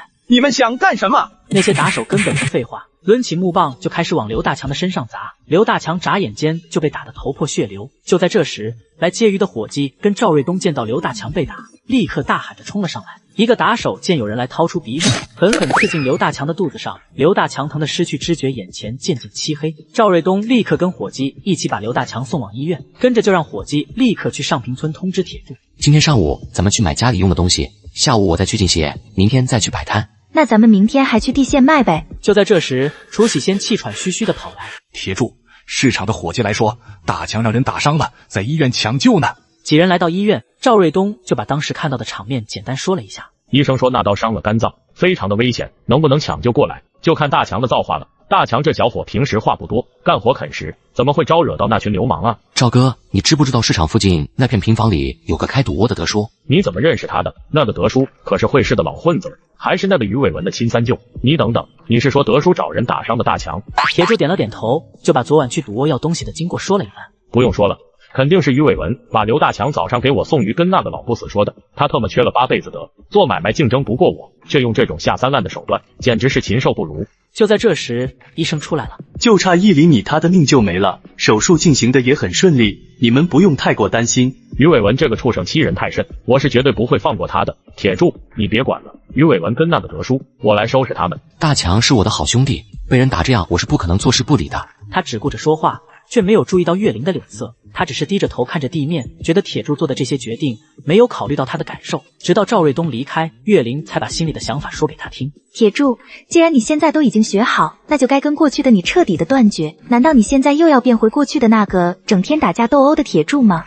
如果真的是这样，那我留下来又有什么意思？你也知道，刘大强现在只有我这么个兄弟了，我能不管他吗？你给他拿钱买拖拉机，还承包平湖，这些我都没有意见，因为这是要让他变好，让你自己也变好，我反而还会支持你们。可是现在你还想给他报仇，去找人打架拼命，就好像你昨晚去赌场，你有没有想过，如果你有个什么3长2短，我该怎么办？岳林同志，你的批评我虚心接受，但是我也没说去打架呀，我的确是要给大强报仇，但是我也要通过别的方式，谁说一定得通过打架才能解决问题的？你这个女同志太武断了吧？你说的是真的，没骗我，真的不去打架。当然都是真的了，不过现在你得允许我先去揍个人。说完，铁柱猛地冲向楼梯口。上集说到铁柱猛地冲向楼梯口，上去对着曹祥庚就是一顿胖揍。你个混蛋，我就不该帮你。铁柱，都是我的错，是我对不起你，对不起刘大强，你就再给我一次机会，帮帮我吧，求求你了。你还觉得自己是个人的话，就去找安保带他们去把那老不嘎的赌窝给点了，要么你就像条狗似的被活一辈子。扔下这句话，铁柱转身就走。见到岳林的时候，铁柱发现他的脸色有些发白。小林，你感觉不舒服吗？感觉头有点晕。随后，铁柱带岳林前后一番检查。你有严重的贫血，因为身体机能紊乱，导致还患有贪食症，并且还有了身孕。但是你气血失调以及神经系统紊乱，得服用一些药物，这对胎儿的发育是有伤害的，建议还是别留为好。听了这话的岳林跟铁柱都是身心一顿。小林，你别难过，气血失调跟贪食症都容易治疗的，其他的别往心里去。小伙子说的没错，这都不是什么大毛病，多开几副药，平时注意休息，避免受到刺激。至于孩子，趁现在还早，可以使用药物打掉。你们小两口还年轻，等身体调理好了，药也来得及。对不起，铁柱，我也不知道会这样。傻了，你说啥对不起？该说对不起的是我。如果不是我混蛋，怎么会让你经历这么多的痛苦？如果不是我对你作孽，怎么会对你的身体造成这么大的伤害？如果能够代替的话，我宁愿代替你去承受这些痛苦。我知道你很难受，很痛苦，我也不好受，都怪我的身体不行，否则我一定会把这个孩子生下来的。都说了不怪你，等以后身体好了，咱们再生一个。傍晚的时候，赵瑞东来到了医院，见刘大强没啥问题，低声的说了句话。铁柱立刻想到个主意，便在赵瑞东的耳边低语了几句。这样能行吗？那于伟文可不傻啊。就是因为他不傻，所以我才这么做。对付这样的人，就要一次伤到他的根本，让他再也爬不起来。行，就按你说的做，明天早上咱一起过去。回到家，铁柱马上就给岳林煎了药。这几天你就好好休息，别跟我去卖血了。明天让我爹我娘来帮你煎药，你一定得按时按量的吃。好，你回去的时候注意安全。回家之后，铁柱就把岳林得病的事跟老两口说了一番。可怜的孩子，咋能得这个怪病呢？这都有了身孕了，造孽呀！那大夫有没有说小林以后还能不能生？你就想着你们老楚家的香火不是个东西，那个什么药，小林今天晚上就吃了。喝了中药，没一会就吃了。我得先去把鸡杀了，这跟坐月子没啥区别，得大补才行。老东西，你去给我拿点小米，明天一早再去换点红皮鸡蛋。转眼到了第二天，铁柱接上赵瑞东，俩人一起往新鲜的鱼塘开去。七叔你好，我叫铁柱，早就听赵哥说您是养鱼的一把好手，这次我可是来向您取经的呀。客气了，有啥不懂的你就问。年轻人想干点买卖那是好事，我们这些老骨头别的没有，经验还是有的。七叔听过平湖吗？咋没听过？那是咱会市乃至整个省都算得上的大湖，头些年我还去过呢，好地方啊。平湖有一半属于上平村，有一半属于下平村。上平村的1000亩我已经承包下来了，只要不破坏环境，遵守规定，就可以随便的养殖鱼类资源。那么大的平湖，我自己根本做不过来。七叔如果有意思的话，我给您200亩的水域面积，扩大您的生产能力，您觉得怎样？铁柱，你逗我这个老头子开心了吧？平白无故的，你这是要干嘛？七叔，那我也不废话，我要你从明天开始不再给于伟文供货。七叔一愣，有点听不明白了。于是赵瑞东把事情经过从头到尾讲述了一番。你说的都是真的？那于伟文这么缺德吗？七叔，咱爷俩可不是才认识的，我赵瑞东是啥样人你最清楚，我能拿着话骗你吗？那个于伟文平时明着暗着跟我竞争，我也没跟他一般见识，但是这次他把我兄弟都差点打嘎，换作是你生气吗？老子能嘎了他，像这样的人就是你们不说，我也不会再卖给他一条鱼。七叔，那200亩的水塘您就别推辞了，随时随地都可以拿去用，只求您帮我这个小忙就行。像于伟文那类人就该收拾他。老头子，我实在是太喜欢那片湖泊了，那可是天然的湖泊啊，不像我这鱼塘还得蓄水才行。这样吧，那200亩湖泊我先收下，你们养殖方面有啥不懂的，尽管问我就好。第一步的计划算是成功，另一边的布局也同时开始。买鱼啊，同志，要大的还是要挑一般的？男子摇了摇头，转身走到赵瑞东的鱼摊。买鱼吗，老板？鲤鱼怎么卖的？1块5一斤。多买能不能便宜点？我是饭店用，不是自己吃。这个我做不了主，老板不在家。先生您能要多少呢？大概需要1000条吧。我的要求是每条都得在3斤以上，看看行不行？于伟文一听，眼里瞬间迸射出一股贪婪。那可是3000多斤啊，这个我真的做不了主。但是我家的鱼基本都是便宜卖，1斤鱼也就赚1毛多钱而已，便宜可能也便宜不到哪去。男子点了点头，转身就要去别的鱼摊。于伟文看准机会，急忙招呼道：“老板，我家鱼便宜，咱俩说说，保证让你满意。我要的是3斤以上的新鲜鱼，你家的鱼小还不新鲜，我还是再看看吧。好鱼咱有，你看到的这些都是卖剩下的，整个市场属我家的买卖最好，前后远近的都知道我鱼伟文做生意货真价实，童叟无欺，所以我的鱼卖的最快。你想要多少鱼？一句话我就能给你弄来。1000条。先生，请问您贵姓？做啥买卖的？要用这么多鱼？我叫黎国强，一道香饭店就是我开的。原来您就是一道香饭店的老板啊！久仰大名，失敬。别整那些社会上的东西了，我这几天每天都有几百桌的酒席，鱼用的就多。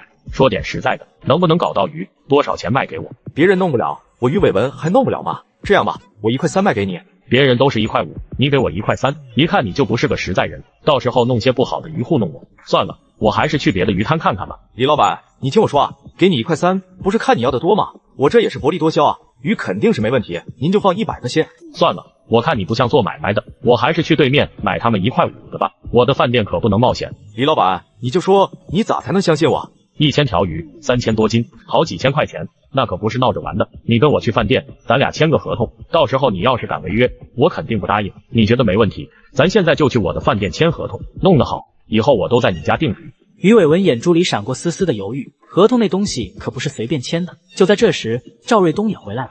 老板，我也给你1块3，买我家的。李老板，可是我先跟你谈的，他这是抢我的买卖。所以我就不愿意跟你这样的人做生意，你咋还想强买强卖啊？我说过你要是跟我签合同，我就跟你谈，能不能别浪费我的时间？我签，现在就去你的饭店，咱签合同。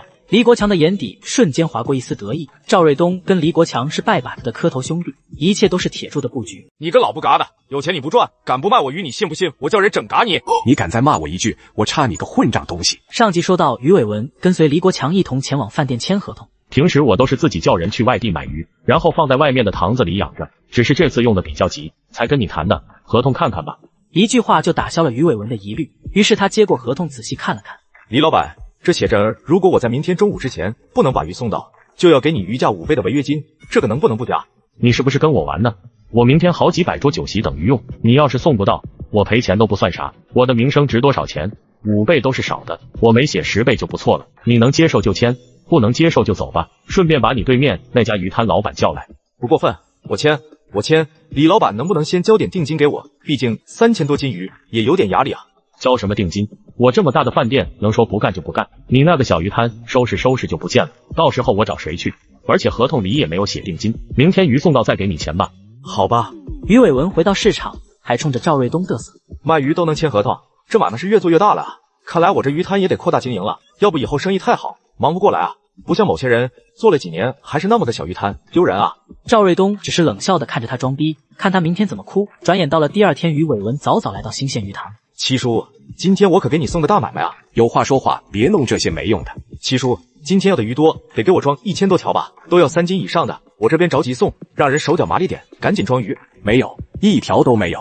啥？七叔，你可别跟我开玩笑，满池塘的鱼咋就没有？我说没有就没有，不仅是今天没有，以后都没有。七叔，您这是干嘛啊？送上门的钱您都不赚，还是有人不让你卖给我啊？你可别听某些人胡说八道，他们是看我赚到了钱眼气才使坏的。废话少说，鱼是我的，我想卖就卖，不想卖就不卖，你别跟我这腻歪。七叔，我一点都不瞒您，这批鱼我是跟人签了合同的，您要是不卖给我的话，我得赔人家好几万块钱，您行好行吗？你别废话了，我说不卖就是不卖。你个老不嘎的，有钱你不赚，敢不卖我鱼，你信不信我叫人整嘎你？你敢再骂我一句，我插你个混账东西！老不嘎的，你给我等着！他才拐到公路上就被铁柱等人拦了下来。于伟文瞬间明白他被人给耍了，愤怒的铁柱上去就把他抛了下来。铁柱，咱有话说话，别动手行不行？铁柱可不管他上去就是一个大嘴巴子。我的拖拉机在哪？在我家的院子里放着呢，我本想着过几天就给你的，我真没想要那拖拉机。那个老不嘎的猪窝搬到哪儿了？这个我真的不知道。啪的一声，又是个大嘴巴子。问你就说呗，你嘴能有多硬？我说还不行吗？搬到2专厂对面小卖部的后面去了。话音落下，铁柱抬手，又是个大嘴巴子。说了也要打呀。于伟文，从我到市场卖鱼，你就跟我过不去。我本想着和气生财，不跟你一般见识，可是你却变本加厉，还想断我的财路。我要是再忍着，还是个男人吗？知不知道我跟国强是10几年的拜把兄弟，找你卖鱼就是注定要坑你。我也不打你不骂你，现在就说说你跟国强的合同吧。道理很简单，你坑我兄弟，我就坑你。合同是你签的名，现在鱼你是肯定送不到了，说违约金吧，咱就按每斤鱼1块3来算，一条鱼3斤，1000条就是3000斤，那就是3900，再算个5倍，那就是19500块。现在拿，还是我给你送到安保处，你再拿。于伟文是恍然大悟，一直以为赵瑞东是个老实人，没想到他居然有这么厉害的拜把兄弟。我现在只有15000块钱，根本拿不出19500啊！拿不出也行啊，你不是还有鱼摊吗？剩下的钱就用鱼摊来顶了。现在带我的小兄弟去拿拖拉机。好，这就去。这位李老板还可以啊。哎，以前我们兄弟6人在会市天天打架，整个会市的黑道、江湖什么的，没有人敢不给面子。可是后来3弟跟4弟被仇家弄嘎，5弟去了帝都做生意，6弟出国去了。没看出来啊，赵哥以前还是个大哥级的人物呢。已经不做大哥很多年了。聊着聊着就到了于伟文住的地方，曹翔跟输掉的2台拖拉机都在这里，于是叫2个会开拖拉机的手下先把拖拉机送回上平村，跟着于伟文进屋，把15000块钱也给了黎国强，当面签字把鱼摊过给了赵瑞东。此时此刻，铁柱已经带着人来到了德叔的赌窝，10几个打手冲进赌窝，德叔直接被一个打手照腿，就是一棍子，当场就废了他一条腿。打残他还不算，铁柱叫人直接把老布嘎达还有他的手下扔到安保管理部的门口，一切收拾妥当。铁柱最后来到医院，大强拖拉机找回来了，你的仇我也给你报了，找人打你的那个老布嘎达，我叫人废了他的腿，这辈子他都别想站起来走路。你是我的兄弟，谁敢动你，我绝对不会放过他。便宜他们了，我真想弄嘎他们。以后别有这样的想法，好好的做买卖吧。我还给你请了个养鱼的师傅，等你出院回去之后，就好好的把鱼塘弄好。正说话的时候，赵瑞东也拎着补品来了，并且还把那15000块钱也带了过来交给铁柱。赵哥，这钱我不能要。不要不行，这是我跟你黎哥的意思。这次能教训于伟文，还得了他的鱼摊，全都是你的功劳。鱼摊我要了，钱我们不能拿。你要当我是你哥，就把钱揣起来，别跟我争来争去的，让人看了笑话。大强，好好养着，我还等着你给我送鱼呢。谢谢赵哥。行了，你们聊着吧，我先回去了。赵瑞东走后，铁柱拿出8000块给了刘大强。你这一身的伤也是为我受的，要是那天送鱼的是我，躺在这里的也会是我。这钱虽然说不是啥正经赚来的，就当于伟文赔你的医药费以及我的损失了，咱俩一家一半也说得过去。等你的伤好了，就用这个钱盖几间房，再说个媳妇啥的。回到上平村，铁柱家门都没进，直接来到王霞家。咱要吃也吃有营养的，肉啥的少吃点，那东西吃多了容易变胖。咋了？你怕我吃胖了给你丢人是吧？这话说的，我要是怕你胖，我还给你买肘子、烧鸡跟猪蹄子嘛。今天我还给你买了只烤鸭呢。哎呦，你这是在哪儿买的呀？那你就别管了，赶紧趁热吃。你也吃，咱俩一起吃。就在这时，忽然听见院子里的王霞喊道：“你想干什么？”街上吉铁柱听到小姨在院子里喊，于是冲出屋子，看到是曹翔更气不打一处来上去就是一顿暴揍。铁柱，你能不能别打我了？我爹在医院都没钱交医药费，人家医院说再不交医药费就让我爹出院。我不是人，但是我爹没错吧？我想继续送菜，给我爹赚医药费啊！你要是再敢给我弄那些见不得人的，老子亲手嘎了你！扔下这句话，铁柱就往家走。他没有原谅曹翔哥，而是可怜曹旺。转眼到了第2天，铁柱来到制鞋厂，此时的制鞋厂还是一片冷清。库管阿姨说孙德林昨天回来了，但好像也没有解决啥问题。就在这时，孙德林也来到了库房。来了，铁柱，这鞋你能拿多少就拿多少，我准备把工厂关了。这么好的鞋厂咋能说关就关啊？不关不行啊，鞋子的设计跟不上，没有市场，卖不出去，只能是干耗费用。我前几天去南方那边看了看，人家的设计的确是不错，市场卖的也好，我的鞋子根本没有竞争力，不关也不行啊。如果只是因为设计的话，我可以帮你。你会设计鞋子？之前人们穿的喇叭裤几乎把鞋子都给盖住了，也不需要什么款式。但是现在喇叭裤已经开始过时了，取而代之的是瘦脚裤，对鞋子的款式要求就高了。我可以给你几款我平时想的鞋子样式，你参考一下。有笔跟纸吗？我现在画给你。走，去我的办公室。办公室里，铁柱根据记忆里的款式画了一些草图。你是咋想出来的？这些鞋子也太好看了吧！特别是这款女士高跟鞋，不仅打破了高跟鞋固定高度的概念，这种设计简直是太时髦了。还有这个小皮鞋，这款式太好了，简直就是艺术品。我也是按照想法画的，不专业。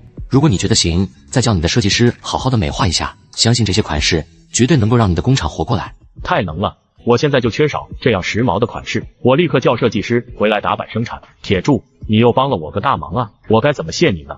既然设计是我出的，那么我要利润的10%，这不过分吧？如果你还能有更好的设计，别说10%，20%都没问题。那就说定了，适当的时候我还是会给你一些设计的。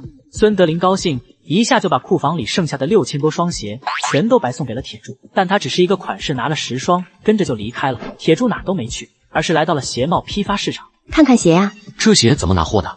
那个12，外面零售都卖20。有没有比这更便宜的？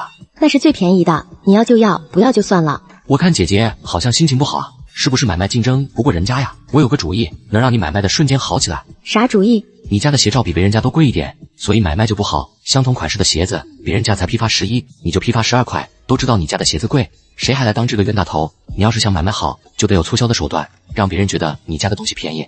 啥叫促销？促销就是促进销售，用低价的商品带动其他商品销售的一种方式。说到底，就是你手里都有质量好还便宜的鞋子，然后用那些便宜鞋子做促销，别的鞋子也会增加销售的。你说了等于没说，我上哪儿去搞便宜的鞋子？没有便宜的鞋子，还搞什么促销？我有，而且还特别便宜。随后俩人来到市场外，刘姐把那些样品鞋都看了一遍。你这鞋子多少钱批发给我？6块。6块我可不要，你看看你这些的款式，去年都已经过时了，而且里面还有很多单鞋，这眼看着就要入冬，都买棉鞋穿，谁买单鞋呀？不要不要。你这就说对了，如果不是过时货，大家怎么会相信你便宜卖？这就叫反季促销。别的不说，你就看看这鞋的质量，6块钱你觉得贵吗？再说了，你也不是卖给城市人穿的，都是批发给农村的好不好？我手里一共有6000双，那可是通过门路搞来的便宜鞋子，你拿到市场喊7块一双，分分钟抢光，倒手赚6000块，还能带动你别的鞋子，到时候也不止赚6000块吧？自己想想，你要是不要，那我可就便宜别人去了。你说的倒是有点道理，这样吧，我先少要点，你给我送500双，看看效果，行的话，那我就都要了。铁柱立刻回鞋厂，第一次先拉了400双鞋子卸好，铁柱还帮着喊了几嗓子。挥泪大甩卖，挥泪大甩卖，各种男女皮鞋7块一双，数量有限，预购从速啊！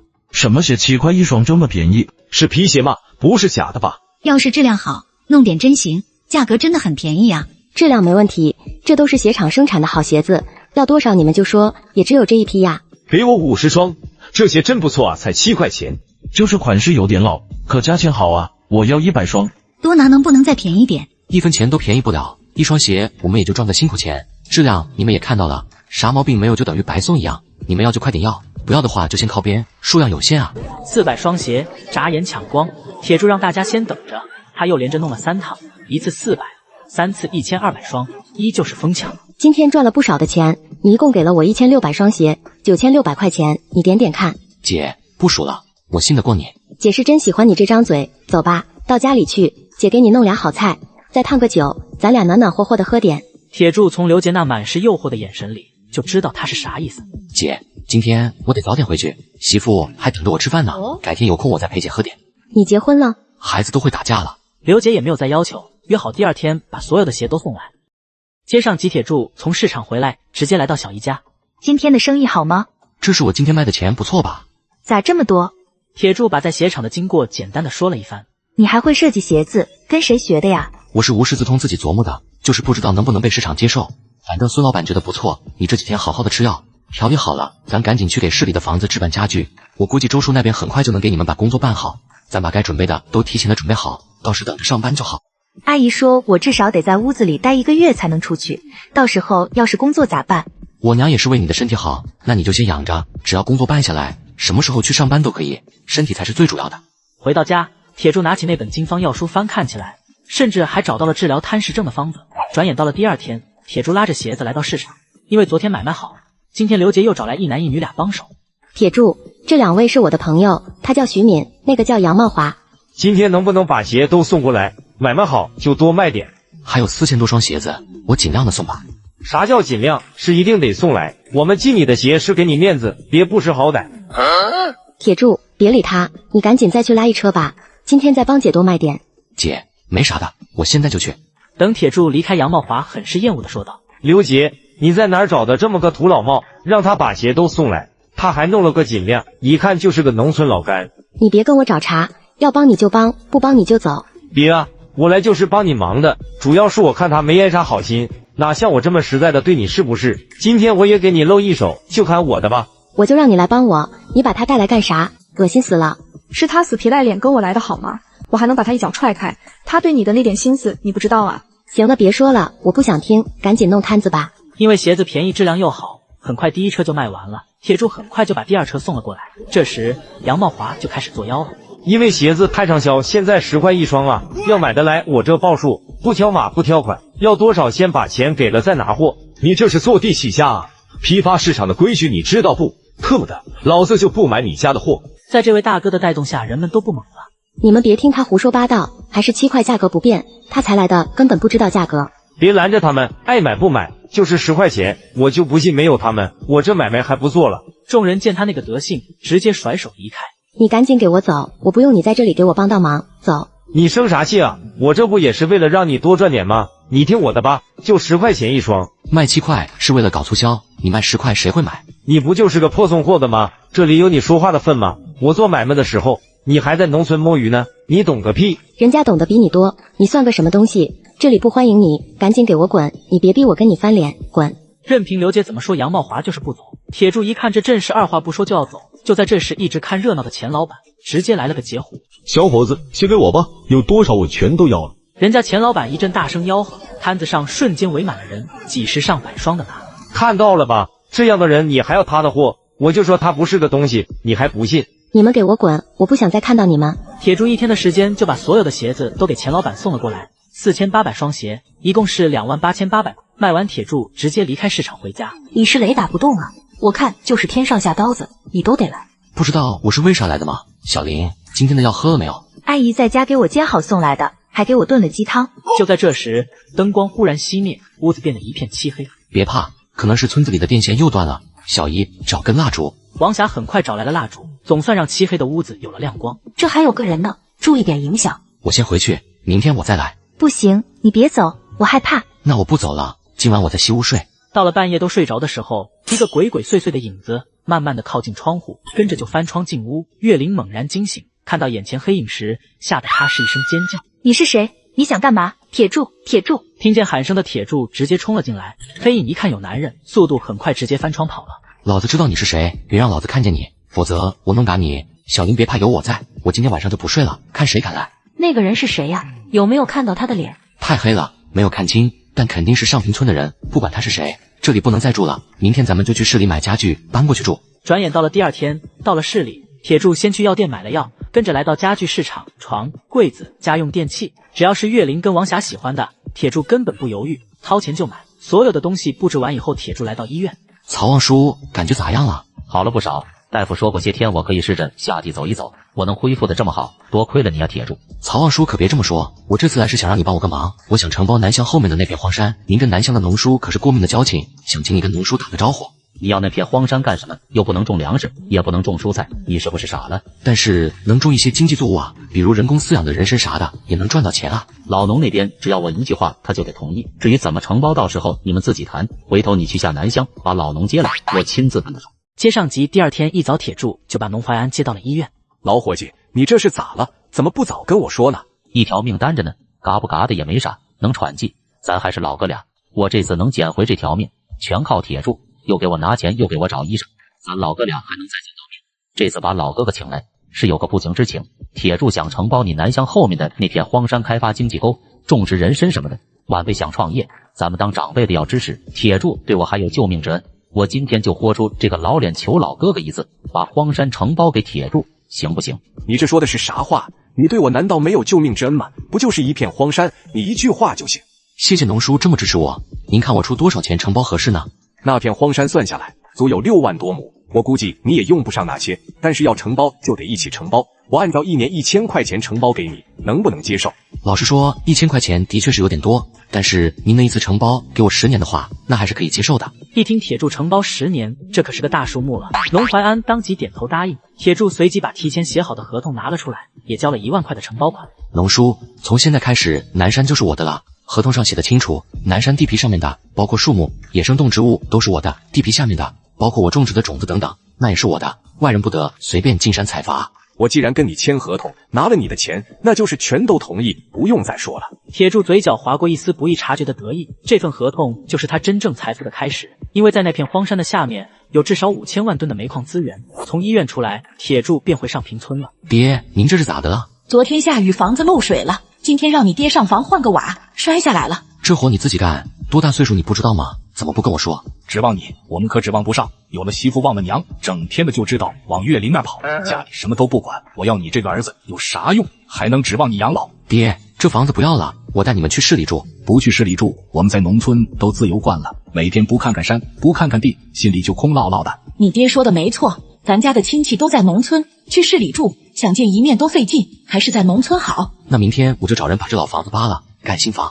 你说的容易，盖座房子的好几千块钱，你那钱是大风刮来的。钱就别管了，这事我说了算，明天就叫人来弄。第二天一早，铁柱直接把镇上工程队的包工头韩老本给带来了，并且当场敲定，以5000块的价格直接起一座2层小洋楼。房子解决以后，铁柱又买了一台彩电来到周恒家。铁柱，你太客气了，弄得我都特别不好意思。不过你来的正好，这个是让林林跟王霞去农业公司实习的通知书，转交给他俩。怎么是实习？现在农业公司的员工都是属于爆满的状态，想安排俩人去工作也不是那么容易办的。这也是廖总跟我的交情不错，破格收下的，让他俩实习也是好的，就算积累工作经验嘛。工作出色的话，转正还是有希望的。听到这里，铁柱心中可是特别的不痛快，前后花了这么多钱，光是那张邮票就值多少？结果弄了个连工资都没有的实习，关键是他还没法说啥。周恒的意思很明显，能安排实习都很不错了，想要转正那就看他们自己的了。铁柱淡然一笑，太好了，周叔，小林知道这个消息肯定非常高兴，我现在就把这个给他们送去。没必要跟他废话，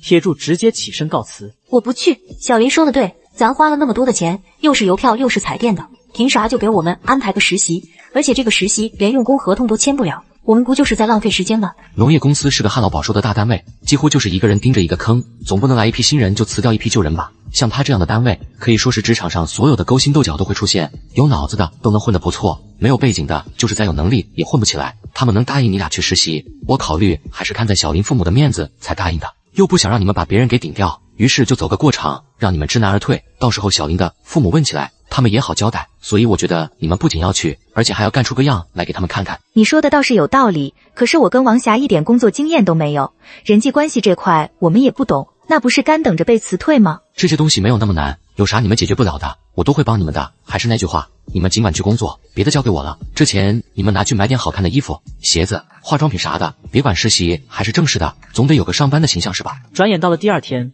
铁柱来到了汇市最大一家金店。今天的金价是多少钱了？今天最新的价格足见28块钱一克。铁柱也不墨迹，立刻把自己所有的现金全都买了金子，整整850克，因为他知道受国际货币影响，金价将在1天之内上涨150%。金店的服务员也是满脸惊讶。第二天，铁柱拿着剩下的650克金子再次来到金店，以每克65元的价格全部售出，只是一晚上的时间，净赚16570块。如果算上送给岳林、王霞还有王秀莲的，可能会赚得更多。同时，岳林跟王霞也来到农业公司报道，都觉得农业公司好，都想来农业公司，现在连打扫卫生的都10几个了，让我怎么给你们安排？面对这种情况，俩人也只能是默不作声。这样吧，你俩先去业务部报道，先从一个实习业务员开始做起，实习期间没有工资，没有任何的福利待遇，业务能力够的话再考虑转正。宋主任，是这样的，我们都是省农业大学毕业，而且也做过2年的实习，按照道理来说，不是应该让我们去技术部门吗？怎么要让我们去业务部？我们根本就不懂业务啊！大学生又怎么样？来这里的都是大学生，还有教授呢。你们要想在这干，就听分配，不想干我也不强求。再说了，连公司业务都做不好的话，你们还能干吗？去不去你们自己决定吧。岳林还想据理力争，却被王霞给拽了出去。你跟他争论什么？铁柱说的一点错都没有。这个农业公司就是勾心斗角的地方，那个满身臭味的老娘们明摆着就是想让咱们知难而退，咱偏不离开。现在咱就去业务部。可是我们根本不懂做业务啊，不懂就学呗，谁生下来就会啊？赶紧的吧。你们就是新来报道的2位女同志吧？非常欢迎你们能来业务部实习，希望你们能够愉快的工作，早日融入这个欢乐的集体。是这样的，于主任，我们是农业大学毕业，对业务根本就不熟悉，咱们单位的业务都包含什么内容？能给我们解释下吗？其实业务部的工作没有你们想象的那么难，平时也就是跑跑腿，解决一些采购或者销售方面的问题，再就是跟单位的高层陪客户去吃饭、喝酒，还有就是做些宣传工作，没有别的。还要陪人喝酒？王霞跟岳林都吃惊的看向于思凯。其实这没有什么坏处，反而还有好处，你们可以通过陪客户吃饭认识更多的社会精英，这对你们来说也是积累人脉的好事。不过你们也不用害怕，我作为你们的主任也会关照你们的，毕竟你们这些大学生对社会还不是很了解，有的时候也是需要保护的。说话时，于思凯那色眯眯的眼睛落在了岳林的脸上，那些打手被打的是鼻口窜血。你疯了，打群架而已，你下狠手了。上集说到岳林和王霞来到办公室了解工作，那我们什么时候可以正式上班？我们的办公室在哪儿呢？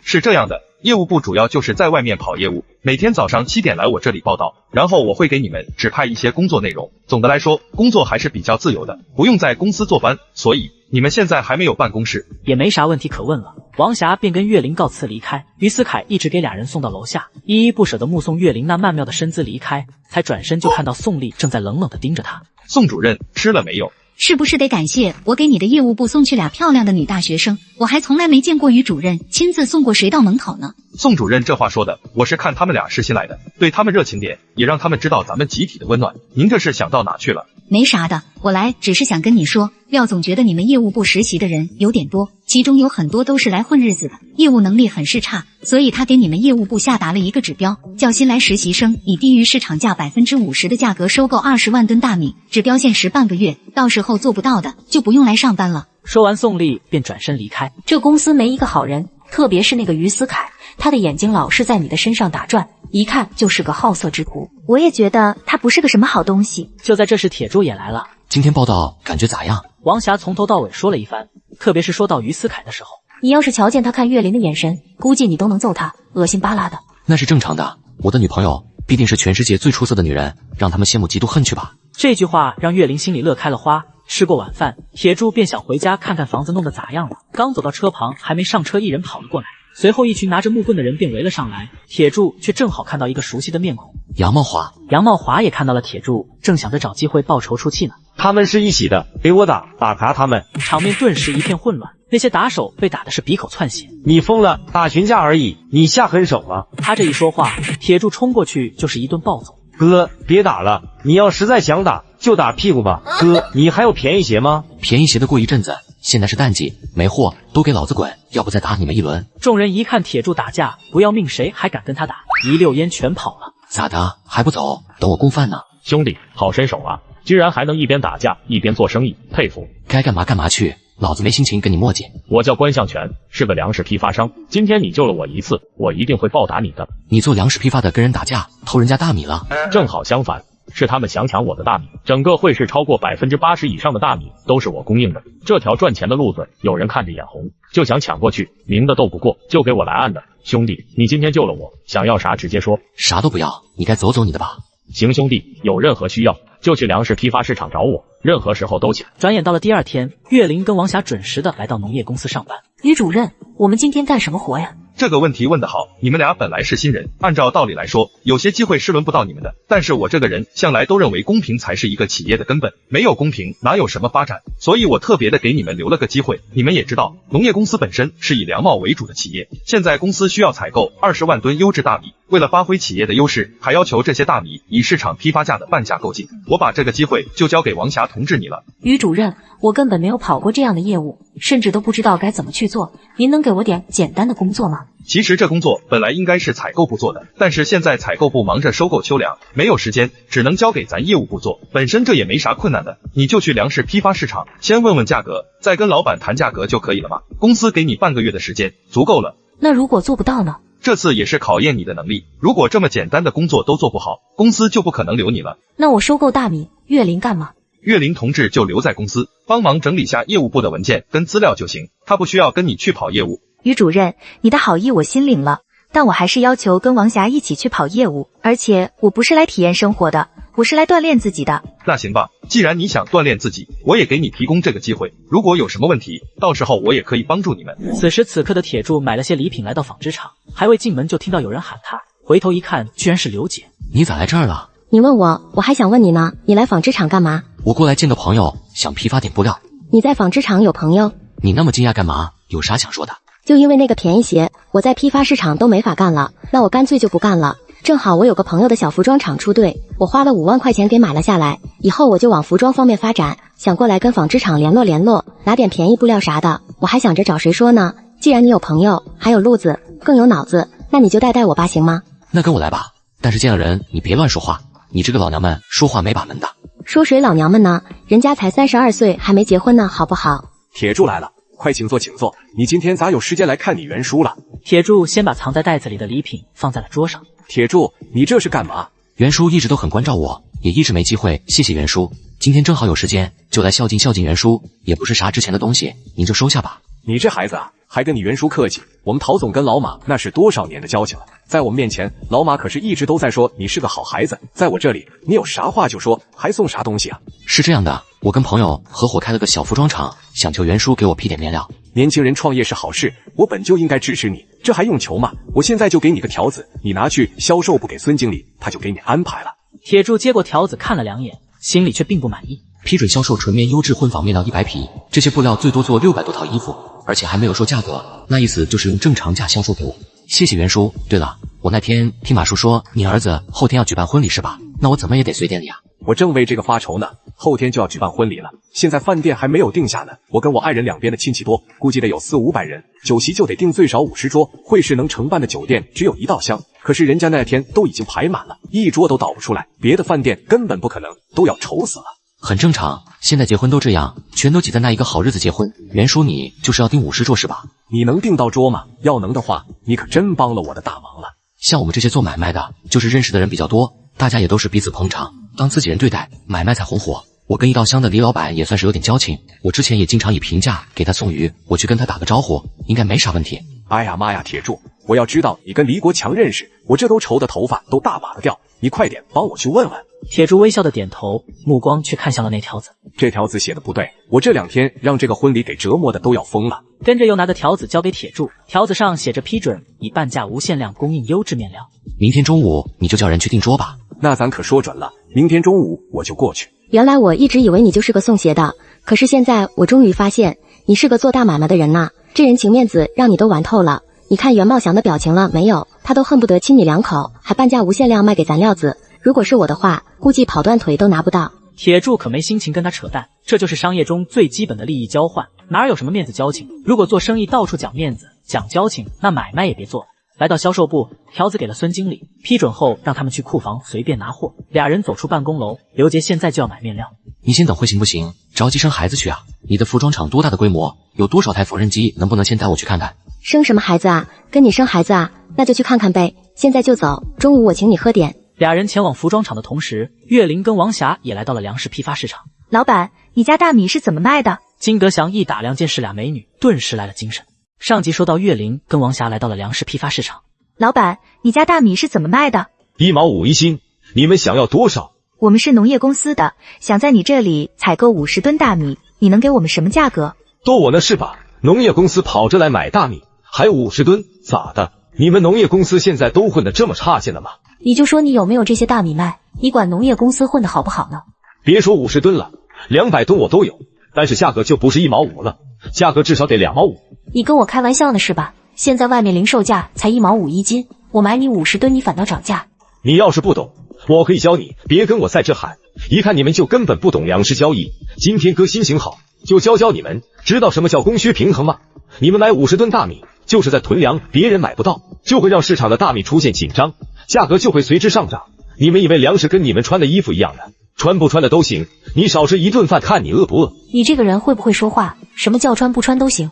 穿不穿不都是给人看的吗？有啥生气的？要不是岳林把他拽走，王霞非得跟他大吵一架不可。你的脾气能不能收敛点？咱们是来工作的，他不卖，我们就去别的地方问问，跟他有啥可吵的？你没听他说啥吗？真的是气死了。哎，算了，咱们再去问问别的价格。与此同时，铁柱也参观了刘杰的服装厂。我还以为多大的规模呢，这不过也就是个小作坊而已。一台缝纫机多久能做出一套成衣？从裁剪、打版到制作，大概需要2天的时间吧。速度太慢了。我接手的时候也就是这个规模，这都投入了我的大部分积蓄。好在咱们现在不是也有这个厂子了吗？我本身也学过服装裁剪，等以后赚了钱，咱们再慢慢扩大规模，什么不都是从小干起吗？既然你想跟我合作，那咱们就把话说在前面。首先我提供面料跟服装的款式设计，还有销售，你负责裁剪打版跟制作，利润咱俩5-5分。但是我要求得提高产量速度，你能做到咱们就合作，做不到我就找别人合作。不管铁柱提出什么条件，刘杰都会毫无条件的答应。跟他合作并不只是为了赚钱，更是为他这个人。生产这方面你就别管了，我会再招一批工人，2班倒生产。只是你说你会设计时装，这是真的假的？铁柱也不废话，立刻让刘杰拿来纸笔，按照他记忆里的款式，立刻画出一幅草图。你设计的这款衣服也太好看了吧，我从来没见过这么好看的款式啊。把这个款式的衣服再做一个收腰的小版，一个领子是红色，一个兜边是红色，这就叫做情侣装。刘杰当场就懵了，设计一款时装不能只考虑款式，最重要的是市场，包括它的消费群体、年龄段以及购买能力等等。我设计的这款年龄段在25至30岁之间，这个年龄段的人有收入，而且也不愿意攒钱，赚一个花一个，更愿意往衣服方面投资。超过这个年龄的，基本都懂得攒钱。对于打扮自己这块，没啥要求，是件衣服就行，还得选便宜的。低于这个年龄段的没有钱，买不起也就不用说了。就算是25至30岁的消费群体，也不是全都能舍得买得起好衣服，所以就要加上一些促销的手段。现在是新时代，年轻人都崇尚浪漫的自由恋爱，情侣装正是迎合这些年轻人心态跟潮流，这就是市场效应。刘杰听的是目瞪口呆。铁柱，你来这里当老板吧，我给你打工，所有的都你说的算，跟你比起来，我真的啥都不是，还是交给你管理才能发展起来。这个就别想了，我是不可能给你当老板的。下午你就拿着批条去进布料吧，后天早上我来拿货，尽快的做吧，我还得去医院看个病人，先告辞了。我想出院，赶紧回去料理鱼塘，整天在这里吃了睡，睡了吃的，太无聊了。我都问过医生了，你至少还得1个礼拜，伤口都还没拆线呢，你着啥急？好好的养着吧。鱼塘那边有七叔帮忙照看呢，你不用担心。那个七叔能靠得住吗？那可是200亩的鱼塘啊，你咋说给就给了？以后这话你少跟我说，给了就是给了，给老子惹急了，一泼尿把你鱼塘里的那些鱼都熏嘎。行了，我回家看看鱼塘，明天我还得拉鱼，你好好养着吧。闲的话就去撩撩护士，我先回去了。回到上平村，铁柱直接来到平湖。要说养鱼就得在这样的湖里，养出的鱼才会又肥又大。这次我是捡到便宜了。七叔喜欢就好，以后饲养方面还得靠七叔多教教我们。对了，明天我需要几百斤鱼，我的那个伙计还在医院，就得靠七叔帮我个忙了。明早你来就行，我的伙计就给你装了。回到家，几天的时间，房子的一层已经盖起来了。同时，回到农业公司的岳林跟王霞把在市场的经过都说了一番。那些人不仅不降价，还反倒涨价，我是不知道该怎么办了。于主任，我觉得他们那些人说的还是有道理的，您觉得我们该怎么办呢？你们不要被市场的那些做买卖的人给影响，那些人说到底不过就是些唯利是图的市井商贾罢了。后面的话我会帮你们跟那些人去说说的，他们还是能给我这个业务主任一点面子的。那太谢谢于主任了，如果你不帮我们，老实说我们真的都不知道该怎么办了。帮他们那是根本不可能的，他哪有那个半价购粮的实力。不用这么客气，我说过会尽量的帮你们，就一定说话算话。对了，今天晚上有一些客户来公司参观，晚上要在饭店请他们吃饭，你们俩没啥安排的话，就跟我一起去吧。我们晚上有安排，你还是找别人吧，是不是岳林？是的，于主任，晚上我们还要去农村，实在是去不了。于思凯心里一阵失望。就在这时，宋丽冷着脸走进办公室。正好你俩在这里，让你们收购50吨大米的工作任务改变了，现在是150吨大米，每斤大米的进价不能超过5分钱，要求你们在3天之内把大米采购回来。宋主任，怎么忽然又变成150吨了？不是我变的，这是公司的命令，如果觉得不行，那就让行的人上吧。你咋不去采购？每斤5分钱，你当那些卖大米的都是傻子吗？谁能干你让谁干，我们干不了。干不了你就走呗，可没人求着你们干。你们来报道的时候，我就跟你们说过，实习期间就得听从公司的安排，不听的话，那就直接辞退。现在我就问你，能干还是不能干？宋主任，我们能干，一定会把大米采购回来的。采购大米的钱你们先垫付着，等你们转正的时候再报销。记得只有3天的时间。扔下这句话，宋丽转身离开。你能干你去干，我干不了，不就是个破工作吗？我不稀罕。说完，王霞便走出办公室，岳林也紧跟着追了出去。这就是在欺负人，1毛5我们都采购不到，5分钱谁会卖给我们？我不干了，我现在就回上平村去。岳林心里也不好受，只能是跟着王霞先回到了上平村。你们啥时候回来的？吃饭了吗？小姨让人欺负了，小姨受委屈了。小姨谁欺负你了？王霞把一切都说了一番。这是摆明让你们滚蛋，你们还看不出来吗？其实我们也不想受气，只是你当初为了给我们办工作付出那么多，说不干就不干，实在是说不过去。那你们是怎么打算的？反正我是没法搞到那些大米，这份工作也根本不是我想的那样，要不你帮我们吧。咋帮你们？我现在跟朋友合伙开了个小服装厂，也没有时间帮你们，船到桥头自然直，别担心，这世上没有解决不了的问题，我先回市里一趟，有空再去看你们。嘴上说不帮，但是铁柱还是开往粮贸批发市场去找个人，因为他也不知道这人到底靠不靠谱，就先没答应帮他们。